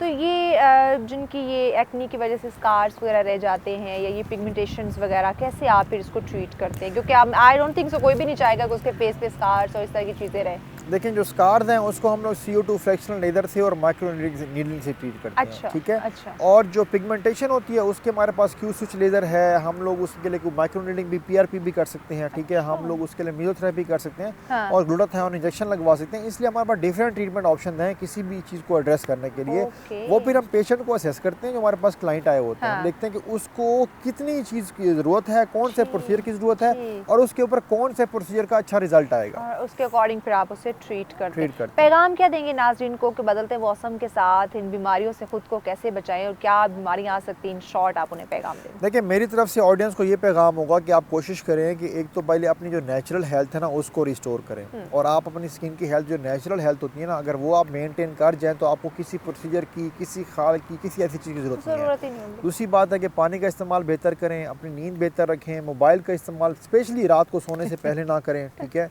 और ये कि इस तरह की खुदारा, ये तो मैं स्पेशली कहूँगा कि ऐसी कोई क्रीम, ऐसी कोई चीज़ यूज़ ना करें कि जो कि इंस्टेंट रिजल्ट दे। वो आपकी स्किन को डैमेज करेगी, उसका फ़ायदा कोई नहीं होना। बिल्कुल। बहुत शुक्रिया डॉक्टर साहब, आपने हमें वक्त दिया, इतनी फ्रूटफुल डिस्कशन रही। यकीनन नाज़रीन के खूबसूरती के हवाले से तो हम तो आपको पता है नाज़रीन हमेशा आप लोग के साथ रहते हैं, आपको खूबसूरत बनाने की अंत तक हम कोशिश करते हैं, मेहनत करते हैं और ऐसे एक्सपर्ट्स को बुलाते हैं जो कि आपको आसान और इजी वे में गाइड कर सके। देखिए खूबसूरत लगना सबका बुनियादी हक है, लेकिन आप अपनी इंस्टेंट ब्यूटी पे फोकस ना करें, लॉन्ग टर्म हमेशा आप खूबसूरत लगने के लिए जो है वो आप कोशिश करें, मेहनत करें ताकि आपकी खूबसूरती बरकरार रहे। मौसम बदल रहा है, मौसम बदलने के साथ आप अपनी चीज़ों आदात को मत बदलें। आदात मतलब वो जो आपको नुकसान दे वो आदात नहीं लाएं, वो आदात अपनाएं जो आपको हमेशा खूबसूरत रख सकती हैं। इसी के साथ एक ब्रेक की जानी पड़ती है। ब्रेक के बाद एक और इंटरेस्टिंग सेगमेंट होगा, उस पर भी करेंगे मज़े मज़े की बातें, लेकिन उसके लिए आपको रहना पड़ेगा हमारे साथ। मिलते हैं शॉर्ट ब्रेक के बाद।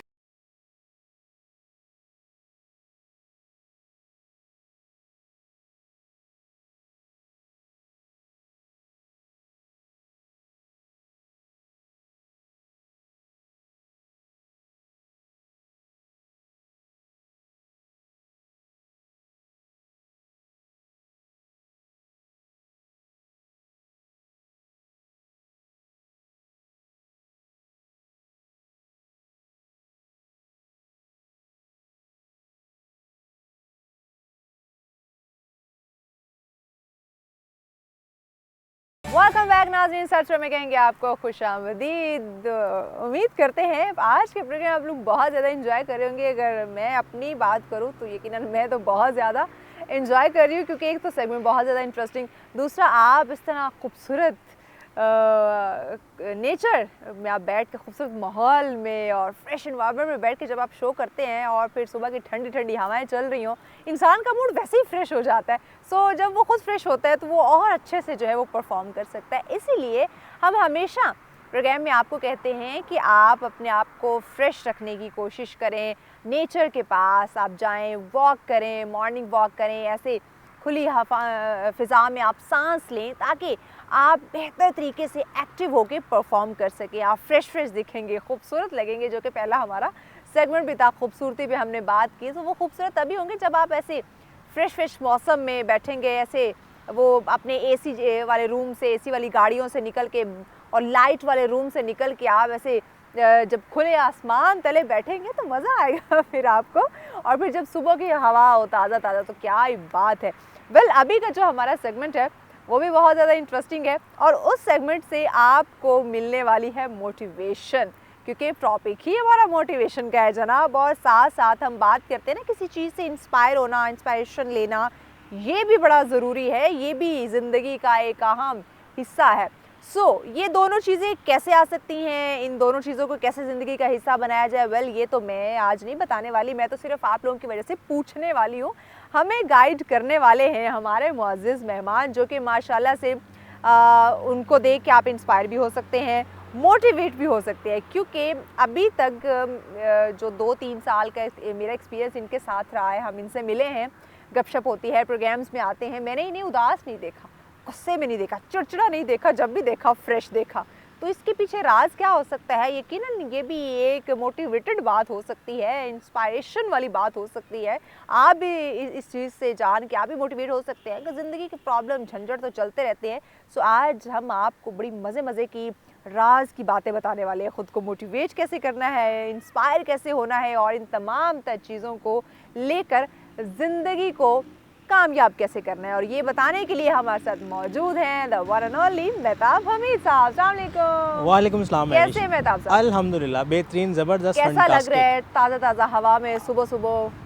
नेचर के साथ कनेक्ट होके बहुत अच्छा लगता है और एनर्जी आपकी बढ़ जाती ऐसे है। बंदा फ्रेश हो जाता यस है। एग्जैक्टली। आप रूम में रहें एसी वाले और लाइटों वाले कमरे में, तो बंदा वो एक अजीब सी घुटन महसूस करता है। एग्जैक्टली, क्योंकि नेचर में आपको ना एक एहसास मिलता है कि नेचर में कमी का तस्वुर नहीं है।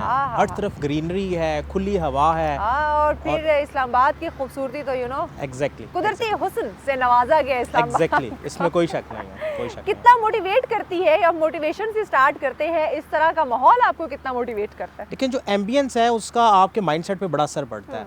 और जब एक आप नेचर के एम्बियंस में होते हैं तो इसकी जो साउंड है, अब परिंदों की आवाज़, हवा की हल्की हल्की आवाज़ और ये ग्रीनरी जो है ये आपके माइंडसेट को बड़ा मोटिवेट करता है, एक्टिव करता है। वो जो हम बात करते हैं ना, हम सैड होंगे या बहुत ज़्यादा वो एक अजीब सी एंजाइटी, डिप्रेशन, ये इन्वायरमेंट आपको फ्रेश करता है। Very true, very true. देखें ना, आप दरख्त को देखें तो दरख्त कभी भी आपको उदास नजर नहीं आएगा। धूप तेज है, हल्की है, बादल है, बारिश है, दरख्त हमेशा अपने एक रिदम में रहता है।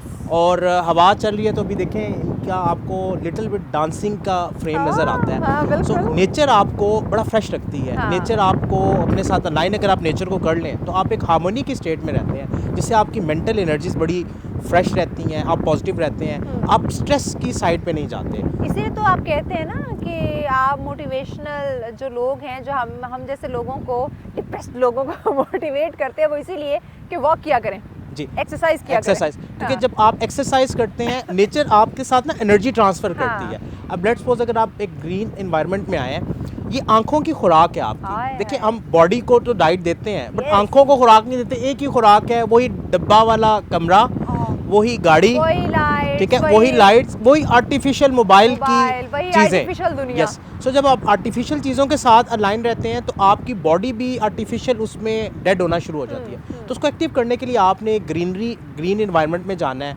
खुले आबो हवा में जाना है, वॉक करनी है, एक्सरसाइज करें, आप बैठें, कैथारसिस करें। मैं अमूमन जब रिफ्लेक्शन करता हूँ तो मैं इसी तरह के एनवायरनमेंट में जाके बैठ जाता हूँ और सोचता हूँ कि मेरा लास्ट मंथ कैसा गुजरा, लास्ट वीक कैसा गुजरा।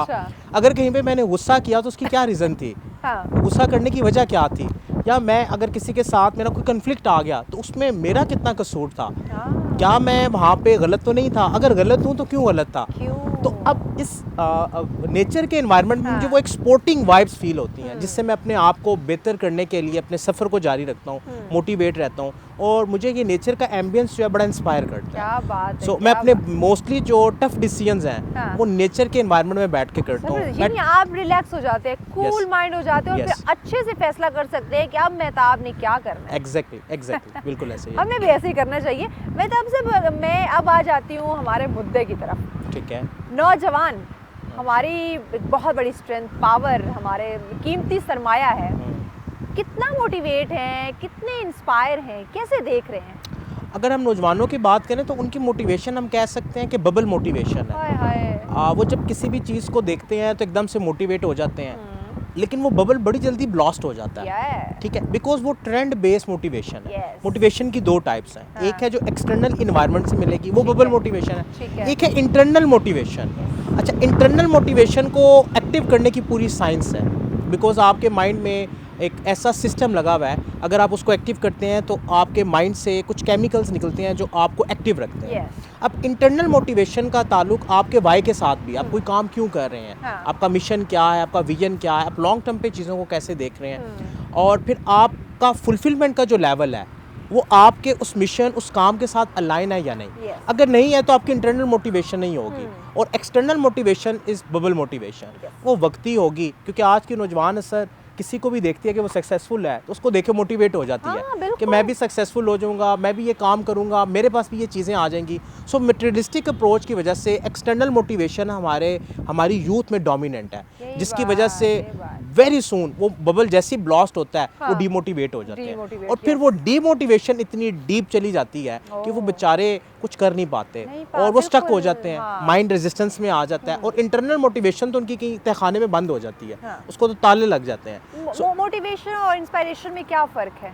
देखिए इंस्पायरेशन, आप किसी चीज़ को देख के इंस्पायर होते हैं, आपके अंदर एक फील आती है, लाइक कि मैं किसी चीज़ को देख रहा हूँ, मुझे अच्छा फील हो रहा है। सो इंस्पायरेशन का ताल्लुक आपकी फीलिंग के साथ है। मोटिवेशन का ताल्लुक आपके मोटिव के साथ है। जैसे आपने टाइगर को देखा है, टाइगर जब अपने शिकार के लिए भागता है तो लगभग 120 प्लस स्ट्रेंथ वो शो करता है। उसकी जो स्पीड है 120 किलोमीटर पर आवर के हिसाब से नोट की जाती है। अब उसमें उसका मोटिव शिकार है। अगर शिकार उसकी ज़िंदगी से निकाल दें और वो एक पिंजरे में बांध दो तो कभी भी इतनी मोटिवेशन, इतनी एनर्जी, इतनी स्पीड शो नहीं करेगा। इट मीन कि उसकी स्पीड का ताल्लुक उस मोटिव के साथ है। इसी तरह मोटिवेशन का ताल्लुक आपके मोटिव के साथ है। विदाउट मोटिव आपकी मोटिवेशन एक्टिव नहीं होगी। लेकिन इंस्पायर आप किसी से भी हो सकते हैं। आप चलते फिरते किसी भी पर्सनैलिटी से इंस्पायर हो सकते हैं, किसी इन्वायरमेंट से इंस्पायर हो सकते हैं, किसी भी गोल से इंस्पायर हो सकते हैं, किसी भी मटेरियलिस्टिक अचीवमेंट से इंस्पायर हो सकते हैं। तो इंस्पायरेशन का ताल्लुक आउट फीलिंग्स हैं जो आपको आउट सोर्स, आउट फैक्टर से मिलती हैं, आपके इन्वायरमेंट से मिलती हैं। अच्छा मेहताब साहब, मुझे ये बताएं कि मोटिवेशन और इंस्पायरेशन की हम बात करें, किसी चीज़, किसी शख्स को देख के इंस्पायर हो कि उसे अडॉप्ट कर लेना कामयाबी हो सकती है? जी बिल्कुल, किसी हद तक वो कामयाबी हो सकती है। डिपेंड करता है कि आप किस पर्सन को देख के इंस्पायर हुए हैं और उसका टाइम फ्रेम कितना है, वो आपके लॉन्ग टर्म विजन पे उसका असर कितना है। लेट्स सपोज कि आप किसी को देख के इंस्पायर होते हैं और आप किसी मटेरियलिस्टिक चीज़ की अचीवमेंट के लिए एक स्ट्रगल स्टार्ट करते हैं, उसके रोड मैप को फॉलो करते हैं और रोड मैप को फॉलो करने के लिए आपको क्या होता है कि आप उस चीज़ को अचीव कर लेते हैं। बट ये जो सक्सेस है ये लिमिटेड सक्सेस है। आपका role model long term vision पे होना चाहिए कि आप उस जैसा बनना क्यों चाह रहे हैं। तो इसमें जो क्यों का वर्ड है ये आपकी रियल मोटिवेशन को जो है वो शो करेगा। रियल मोटिवेशन को जब शो करेगा तो वहाँ पे ही आपकी इंस्पायरेशन जो है वो एक्टिव होगी।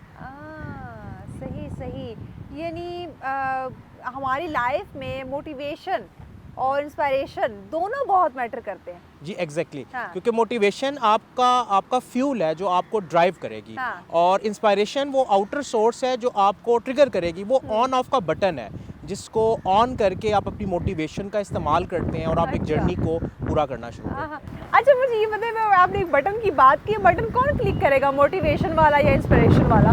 लेकिन पहले तो हमें इंस्पायरेशन के लिए रोल मॉडल को सिलेक्ट करना है कि हम किससे इंस्पायर होने जा रहे हैं। अगर आपकी इंस्पायरेशन कोई आर्टिफिशियल या मटेरियलिस्टिक अप्रोच की है तो फिर आपके लिए खतरे का बायस है। तो आपने रोल मॉडल की सिलेक्शन बड़ी वाइजली करनी है और आपकी ज़िंदगी में कम से कम 4-5 रोल मॉडल्स होने चाहिए जो आपको इंस्पायर करें, जिनकी वजह से आपकी मोटिवेशन है। अच्छा, आपको नहीं लगता आज के हमारे रोल मॉडल्स बड़े डिफरेंट से हैं? जी बिल्कुल, आज के रोल मॉडल इसलिए डिफरेंट है कि हम मीडिया से जो चीज़ भी पिक करते हैं हम उसको as a role model assume करना शुरू कर देते हैं, जबकि हम उसके बैकएंड पे नहीं देखते कि उसके बैकएंड पे क्या है, उनकी स्ट्रगल कितनी थी, उनकी मेहनत कितनी थी, उन्होंने उस मुकाम तक पहुंचने के लिए किस स्ट्रगलिंग पॉइंट से गुजरे और कितनी उन्होंने एफर्ट की। तो हम उस एफर्ट को मद्देनज़र नहीं रखते।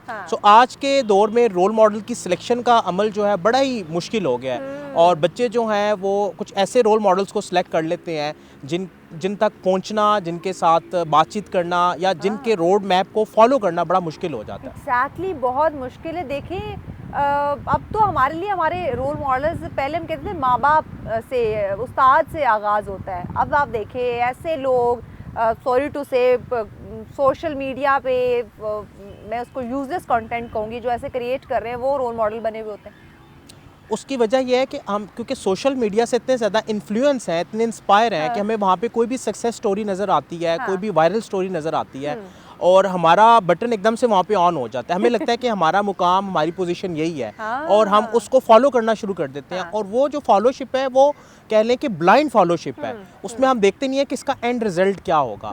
और जब हम एंड रिजल्ट को नहीं देखते तो हमारा वो जो जर्नी है वो बड़ा ही ख़राब होना शुरू हो जाता है, जिसकी वजह से हमारा ओरिजिनल सेल्फ अलाइन नहीं होता, हमारी मोटिवेशन एक्टिव नहीं होती और हम स्ट्रेस का शिकार हो जाते हैं, हम डिप्रेशन में चले जाते हैं क्योंकि हम जो बनना चाहते हैं, हमारा इनर सेल्फ हमें वो बनने की इजाज़त नहीं दे रहा होता। तो जब आप ट्रू में कहूँ, हकीकी, जिसे मैं कह लूँ कि इंस्पायरेशन या मोटिवेशन की तरफ आप नहीं जाते, यूज़लेस चीज़ों को जो टाइम वेस्ट करें आपका, उन चीज़ों को आप अडॉप्ट करते हैं, इंस्पायरेशन बनाते हैं या मोटिवेशन बनाते हैं, उसके नुकसानात क्या हो सकते हैं? देखें जब नुकसानात में ये है कि अगर आपका जो रोल मॉडल है वो अलाइन नहीं है हाँ। और आपने एक रॉन्ग नंबर सेलेक्ट कर लिया तो डेफिनेटली उस रॉन्ग नंबर एक मूवी वाली बात आ गई ना, ये रॉन्ग नंबर। उस रॉन्ग नंबर की फेलोशिप में आपने वो जितना भी वक्त लगाना है, जितने रिसोर्सेज, टाइम के रिसोर्सेज, एनर्जीज के रिसोर्सेज, अपने पैसों के रिसोर्सेज जो भी आपने लगा देने वो सब वेस्ट हो जाएंगे और एंड रिजल्ट जब आपको मिलेगा तो आप ना उम्मीद होंगे, आपकी एक्सपेक्टेशन पूरी नहीं होगी, जिसकी वजह से आप डिप्रेस हो जाएंगे, जिसकी वजह से आप नाकाम अपने आप को तस्वुर करेंगे और वो जो नाकामी का मैसेज आपको मिलेगा वो आपको मजीद डिमोटिवेट करेगा। और मेरे ख्याल से कोई भी नाकाम नहीं होना चाहेगा। जी बिल्कुल नाकाम तो नहीं होना चाहते, लेकिन उस रॉन्ग नंबर की सिलेक्शन, रॉन्ग नंबर से नाकाम हो सकते हैं। जी बिल्कुल हो सकते हैं, रॉन्ग नंबर की सिलेक्शन की वजह से नाकाम हो सकते हैं। लाइक इसकी एग्जांपल देता हूँ कि अगर आपने किसी भी पोजीशन पे जाना है, आप गूगल मैप का इस्तेमाल करते हैं और अगर आपने अपना डेस्टिनेशन ही, अपना मुकाम ही गलत डाल दिया है और आप पूरा जर्नी तय करने के बाद जब वहाँ पहुँचते हैं तो आपको पता चलता है आप गलत पोजीशन पे आ गए, तो आपको वो सफ़र दोबारा ज़ीरो से स्टार्ट करना पड़ता है। सो रॉन्ग नंबर की सिलेक्शन के बाद भी यही हाल होता है कि आप 4-5 साल की जर्नी के बाद दोबारा से जीरो से स्टार्ट लेते हैं। कुछ लोग तो स्टार्ट ही नहीं ले पाते। इस रॉन्ग नंबर को राइट कैसे कर सकते हैं, इस पे बात करते हैं। एक शॉर्ट ब्रेक की जानिब बढ़ना नाज़रीन। ब्रेक के बाद ये इंटरेस्टिंग डिस्कशन जो हमारी जारी है इसकी इसी तरह जारी रखेंगे, लेकिन इस शॉर्ट ब्रेक के बाद हमारे साथ रहिएगा।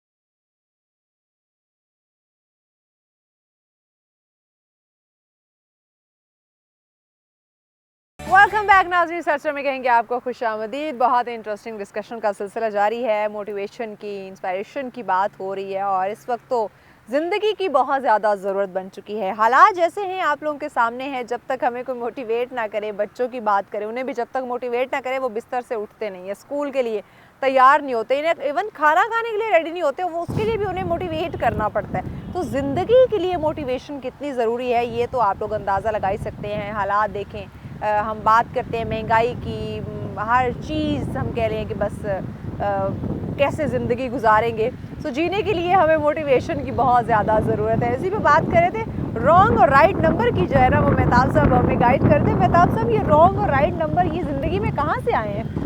देखिए रॉन्ग एंड राइट नंबर हमें एक्सटर्नल सोर्सेज से मिलते हैं, हमें मीडिया से मिलते हैं। अच्छा। मीडिया में देखें हमारे सामने कुछ ऐसी स्टोरीज आती हैं जिनको यूथ देख के बड़ा इंस्पायर होती है। हाँ। और इंस्पायर होती है तो उनका मोटिवेशन का बटन ऑन हो जाता है। हाँ। और वो अपनी एनर्जीज, अपने रिसोर्सेज रॉन्ग डायरेक्शन में लगाना शुरू कर देते हैं, जिसकी वजह से उनका टाइम, उनके पैसे और उनकी एनर्जी ज़ाया होती हैं और अल्टीमेटली 4-5 साल बाद वो जो बनना चाहते हैं वो बन नहीं पाते और जब वो बन नहीं पाते तो वो फ्रस्ट्रेटेड हो जाते हैं और वो जब फ्रस्ट्रेटेड होते हैं तो वो सोसाइटी पे एक बोझ बनना शुरू हो जाते हैं। तो अगर हमने सोसाइटी को बोझ से बचाना है और अपनी यूथ को डायरेक्शन देनी है तो राइट नंबर्स की बड़ी ज़रूरत है। आपको रियल रोल मॉडल्स की ज़रूरत है।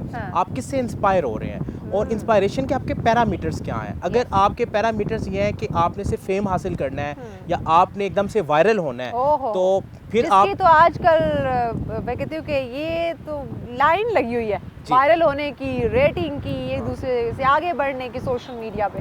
तो फिर अगर आपकी लाइन यही है कि आपने वायरल होना है तो फिर आप गलत डायरेक्शन में हैं और अगर आप गलत डायरेक्शन में हैं तो आपकी ज़िंदगी ज़ाया हो रही है और ज़ाया हो रही है तो आप अपने आप को वेस्ट कर रहे हैं, क्योंकि अल्लाह ताला ने ये खूबसूरत ज़िंदगी हमें गिफ्ट के तौर पे दी और एक दिन इसका जवाब पूछा जाएगा कि इस खूबसूरत ज़िंदगी में हमने किया क्या और हमने अपनी रियल मोटिवेशन को एक्टिव किया या नहीं किया। बिकॉज अगर अभी हम एक ओपन एनवायरनमेंट में बैठे हैं, आप देखें यहाँ पे जितने भी दरख्त हैं, परिंदे हैं, इन सब का एक मकसद है कि अपने मकसद के तहत हार्मोनी के साथ अपनी ज़िंदगी गुजार रहे हैं। जबकि हम जब रॉन्ग नंबर पे जाते हैं तो हम अपने मकसद से हट जाते हैं। तो ज़िंदगी में मकसद का होना बड़ा ज़रूरी है। मकसद के बगैर आप हमेशा रॉन्ग नंबर के ट्रैप में आ सकते हैं और जैसे ही रॉन्ग नंबर के ट्रैप पे आते हैं आपकी ज़िंदगी डाइवर्ट हो जाती है। और आप मुझे ये बताएं, ज़िंदगी का मकसद कौन देगा? अच्छा, ज़िंदगी का मकसद हमने खुद तलाश करना है। मैं जब अपने ट्रेनिंग के जर्नी पे था, मैं बहुत से लोगों के पास जाता था और एक ही सवाल पूछता था। मुझे एक साहब कहते हैं कि अपने मन में डूब के पाजा सुरागे ज़िंदगी। मैंने कहा ये शेर तो बड़ा अच्छा है, लेकिन मुझे बताएं अपने मन में डूबना कैसे है, और डूबने का कोई प्रोसेस तो बताएं। तो उनके पास जवाब नहीं था। तो मुझे समझ आया कि अपने मकसद को तलाश करने के लिए आपको एक प्रोसेस से गुजरना है। आप ज़िंदगी में जो चाह रहे हैं उसके लिए टेस्टिंग करनी है। जैसे हम केमिस्ट्री में पढ़ते थे कि एसिड और बेस को टेस्ट करने के लिए हमारे पास एक फिल्टर, एक पेपर होता था, और उसको हम जैसे ही करते थे उसका रंग चेंज होता था। इसी तरह आपने अपने मकसद को ट्रेस करने के लिए भी डिफरेंट टेस्ट करने हैं। लाजमी नहीं कि आपने पहली दफ़ा टेस्ट किया और वो कामयाब हो जाएगा। हम एडिसन की एग्जांपल देते हैं कि उसने इतने एक्सपेरिमेंट किए, उसके बाद उसने बल्ब की इजाद की। और हम अपनी जब ज़िंदगी की बात करते हैं तो हम टेस्टिंग ही नहीं करते। हम एक दफ़ा कोई ट्राई करते हैं और फिर कहते हैं कि नहीं, मुझे मकसद नहीं मिल रहा, मैं क्या करूं, और हम ब्लेम करते हैं, हम अपनी जिम्मेदारी नहीं लेते ज़िंदगी की। तो हमने टेस्टिंग करनी है। मकसद पाने के लिए आपको मुख्तलिफ प्रोसेसेस से गुजरना है। एक टेस्ट पास नहीं होगा तो दूसरा, दूसरा पास नहीं होगा तो तीसरा। तो मकसद की तलाश के लिए हमने खुद जस्तजू करनी है, और वो जस्तजू का जज्बा वो हमारे अंदर पोशीदा है, हमने उसको एक्टिव करना है। बिल्कुल, ये इस बात से हम जो है वो एग्री करते हैं। जस्तजू जब तक नहीं होगी, जज्बा नहीं होगा, यकीनन हम जो है वो कुछ नहीं कर सकते। वो लोग जो हिम्मत हार जाते हैं, देखिए ज़िंदगी नाम स्ट्रगल का है। Try try try again. आपको कामयाबियाँ भी मिलती हैं, आपको नाकामियाँ भी मिलती हैं। जब आपको कामयाबी, यानी कि जो हमारे फ़ायदे की चीज़ है, अगर वो हमें मिल गई है, हम बड़ा खुश हो गए। बट अगर जो हमें हमारे मूड के मुताबिक हमें नहीं मिला या काम नहीं हुआ, हम बहुत ज़्यादा डिसअपॉइंट होना शुरू कर देते हैं, या फिर कह लें डिमोटिवेट हो जाते हैं। उन लोगों को कैसे फिर वापस उस रूटीन पे लाएं, उन्हें समझाएं कि जहाँ भाई आप कामयाबी मिलते हैं, खुश होते हैं, नाकामी मिले तो उससे सबक सीखना चाहिए, ना कि खुद को डिमोटिवेट कर लें। इसमें देखिए, हमने सबसे पहले नाकामी के वर्ड को रिफ्रेम करना है। अगर हमारे माइंड में नाकामी का वर्ड नाकामी का ही मतलब दे रहा है, तो फिर हम डीमोटिवेट होंगे। जैसे मैंने अपनी ज़िंदगी से नाकामी के वर्ड को निकाल के फेंक दिया। मेरे लिए नाकामी कुछ भी नहीं है, मेरे लिए वो फीडबैक है। क्योंकि आप जब भी किसी एक प्रोसेस में नाकाम होते हैं तो बेसिकली वो फीडबैक है कि इस तरीके से ये काम नहीं होना। ठीक है, जैसे आप जब रोड पे जा रहे होते हैं, अगर एक रास्ता बंद हो तो हम क्या करते हैं, हम अमूमन दूसरा उसके अल्टरनेटिव रास्ता लेते हैं। और जैसे मैं छोटे बच्चों की एग्जांपल देता हूँ कि 3 साल का बच्चा, उसके रास्ते में कोई रुकावट आता है तो उसको टकरे नहीं मारता। वो छोटा सा बच्चा इतना सेंसिटिव होता है, अल्लाह ताला ने उसके अंदर ये शो रखा हुआ है कि वो लेफ्ट राइट से कोई ना कोई रास्ता निकालेगा। अगर आप उसके रास्ते में तरीके से वो जाता है, चलता, कोई ना कोई रास्ता अगर आप उसके रास्ते में चेयर रखते हैं तो वो चेयर के नीचे से निकल जाएगा, चेयर के साइड से निकल जाएगा, वो कोई ना कोई रास्ता तलाश करेगा। उसको आप कोई भी हर्डल्स उसके सामने रखें, वो उसका अल्टरनेट निकालने की आखिरी हद तक कोशिश करें। हम तो अल्लाह ताला ने वो सारे ख़जाने अगर उस बच्चे में रखे हैं तो हमारे अंदर भी हैं, और हमारा तो वो काफ़ी कुछ मिच्योर हो चुका है। तो हमें चाहिए कि हम उस नाकामी को फीडबैक के तौर पे लें। अगर कोई नाकामी मिल रही है तो हम सोचें कि इससे हमें क्या लर्निंग मिली कि नेक्स्ट टाइम हम इस गलती से ना गुजरें। एक बड़ा अच्छा मशहूर बात है कि वो लोग बड़े ही नाकाम होते हैं जो नाकामी के बाद मज़ीद उसी नाकामी को रिपीट करते हैं, और उसी नाकामी को रिपीट करना पागलपन है। यानी वो लोग जो अपनी नाकामियों से सीख नहीं रहे, जी, सीख नहीं पाते और उसी नाकामी को बार बार रिपीट करते हैं। तो ये पागलपन है। तो अगर आप भी इस पागलपन का शिकार हैं तो इसमें आपके लिए सिग्नल है कि आपने अपना रास्ता बदलना है। वैसे आपको नहीं लगता मेहताब साहब कि आजकल हम सभी इस पागलपन का शिकार है? मेजॉरिटी हम कह सकते हैं कि हम रिपीट करते हैं बार बार वही गलती, है ना? जी, एग्जैक्टली, बिल्कुल। हमें लगता है कि हम मेजॉरिटी लोग इस पागलपन का शिकार हैं, और ये एक मर्ज बनता जा रहा है। आप देखें आपकी सोसाइटी में हर दूसरा बंदा इसी मर्ज का शिकार है, और इस मर्ज के साथ फिर हम ये उम्मीद रखते हैं कि हम कामयाब हो जाएंगे। जी बिल्कुल, हम इस मर्ज को दूर नहीं करते। जैसे हम बीमार होते हैं, हम डॉक्टर के पास जाते हैं, डॉक्टर हमें कुछ परहेज़ बताता है, साथ कुछ दवाई देता है। हम अगर वो परहेज़ ना करें, दवाई ना खाएं तो हम ठीक नहीं होंगे। अच्छा, एक और बात, जिस चीज़ से हमें डॉक्टर रोकता है हम ज़्यादा वही काम करते हैं। अच्छा, अब इस पागलपन से निजात का एक आसान रास्ता है कि सबसे पहले हम अपने दिमाग के अंदर इस चीज़ को क्लियर करें कि हम क्या चाह रहे हैं, हमारा मकसद क्या है। तो पहले हमने मकसद को डिफ़ाइन करना है कि वो मकसद हमारी ज़िंदगी का क्या है। हम उस टेस्टिंग प्रोसेस से गुजरें। जैसे मैंने अपनी ज़िंदगी का मकसद जान लिया कि मैंने सीखना है, मैंने अर्निंग करनी है, और मैंने दूसरों को एम्पावर करना है। काफ़ी स्ट्रगल के बाद लर्निंग अर्निंग दोनों चलेगा। जी, learning, earning and empowering others. अच्छा, अब जो अर्निंग है, अर्निंग भी दो डायमेंशंस में है। अच्छा। एक फाइनेंशियली और दूसरा आपने इंटेलेक्चुअली अपने आप को कितना बेहतर करना है, उसकी अर्निंग क्या है। वो रिलेशनशिप्स की अर्निंग भी है। सो अर्निंग के भी डिफरेंट डायनामिक्स हैं, क्योंकि हम अर्निंग की जब बात आती है तो हमें लगता है कि कुछ पैसे आ जाएंगे तो हम कुछ हासिल करेंगे। अच्छा, हमें ये कुछ हम मोटिवेशन की, इंस्पायरेशन की बात कर रहे हैं, मेरे ख्याल से ज़्यादातर हमने उसको ये अर्निंग वाले सेंस में लिया हुआ है, क्या कहते हैं आप? जी बिल्कुल, क्योंकि आज के दौर में यूथ के माइंड में अर्निंग सिर्फ है ही पैसे। सिर्फ पैसा। अगर कोई फ्रीलांसिंग कर रहा है तो उसके माइंड में डॉलर घूम रहे हैं, उसके माइंड में घूम रहा है कि मैं जल्दी से एक बड़ी गाड़ी ले लूं, एक बड़ा घर ले लूं, जबकि हम ये भूल गए हैं कि जो ट्रू हैप्पीनेस है उसका ताल्लुक मटेरियलिस्टिक चीज़ों के साथ नहीं है। ट्रू हैप्पीनेस का, ट्रू फुलफिलमेंट का जो ताल्लुक है वो आपके इनर सेल्फ के साथ है कि आप कितने मुतमिन हैं। और उस इनर सेल्फ को मुतमिन करने के लिए आपने अपने विजन को, अपने मिशन को, अपने मकसद को पहले हाईलाइट करना है और फिर उस जर्नी पे चलना है। बिकॉज जब आप उस विजन मिशन को फाइनल कर लेते हैं और उस जर्नी पे जब चलना शुरू करते हैं तो फिर आपकी मोटिवेशन भी एक्टिव रहती है, आप इंस्पायर भी रहते हैं, आप अपने आप से भी इंस्पायर होना शुरू होते हैं, आप अपनी छोटी छोटी कामयाबियों पे अपने आप को शाबाशी देते हैं और नाकामियों को एज अ फीडबैक लेते हैं। तो ये पूरा प्रोसेस तब एक्टिव होता है जब आप इस प्रोसेस को अपने माइंड में, अपनी बॉडी में, अपने एक्शंस में अलाइन करते हैं। सो अलाइनमेंट की यहाँ पे ज़रूरत है। अगर अलाइनमेंट नहीं होगी तो फिर हम रॉन्ग नंबर का शिकार होंगे, फिर हम उसी पागलपन का शिकार होंगे, फिर हमारी मोटिवेशन डीमोटिवेशन का शिकार होगा। अच्छा, ऐसा नहीं है मेहताब साहब कि हम मोटिवेशन, हम हर इंसान चाहता है उसे मोटिवेट किया जाए और वक्ती हम होते भी हैं, लेकिन अपने आप से मोटिवेट होना, अपने आप से इंस्पायर होना, ख़ुद से मोहब्बत करना और अपनी चीज़ों को बेहतर करने की कोशिश करना, उसमें हम नहीं चाहते। दूसरों की ताक झांक में लगे रहेंगे, डीमोटिवेट करना, लेग पुलिंग और उसमें से कीड़े निकालने में लगे रहते हैं। तो इसमें देखें ना, वो मैंने जो भी एक शेर सुनाया था कि अपने मन में डूब के पाजा सुराग ज़िंदगी, तो ज़िंदगी का सुराग आपके अंदर है। अब आपके अंदर से मुराद ये है कि आपने अपनी ज़िंदगी को रिफ्लेक्ट करना है। हम अपने अंदर नहीं देखते और हम बाहर देखने की कोशिश करते हैं। तो एक यूनानी कहावत बड़ी मशहूर है, दूसरों में झांकने की कोशिश करते हैं। एक यूनानी कहावत बड़ी मशहूर है कि जब अल्लाह ताला ने इंसान की कामयाबी का राज सोचा कि कहाँ रखें, तो फरिश्तों ने कुछ सजेशंस दी। तो एक फरिश्ते ने कहा कि इंसान की कामयाबी ज़मीन की गहराइयों में रख दें। अच्छा। तो अल्लाह ताला ने कहा कि तुम नहीं जानते, मैं जानता हूँ कि इंसान ज़मीन की गहराइयों में चला जाएगा।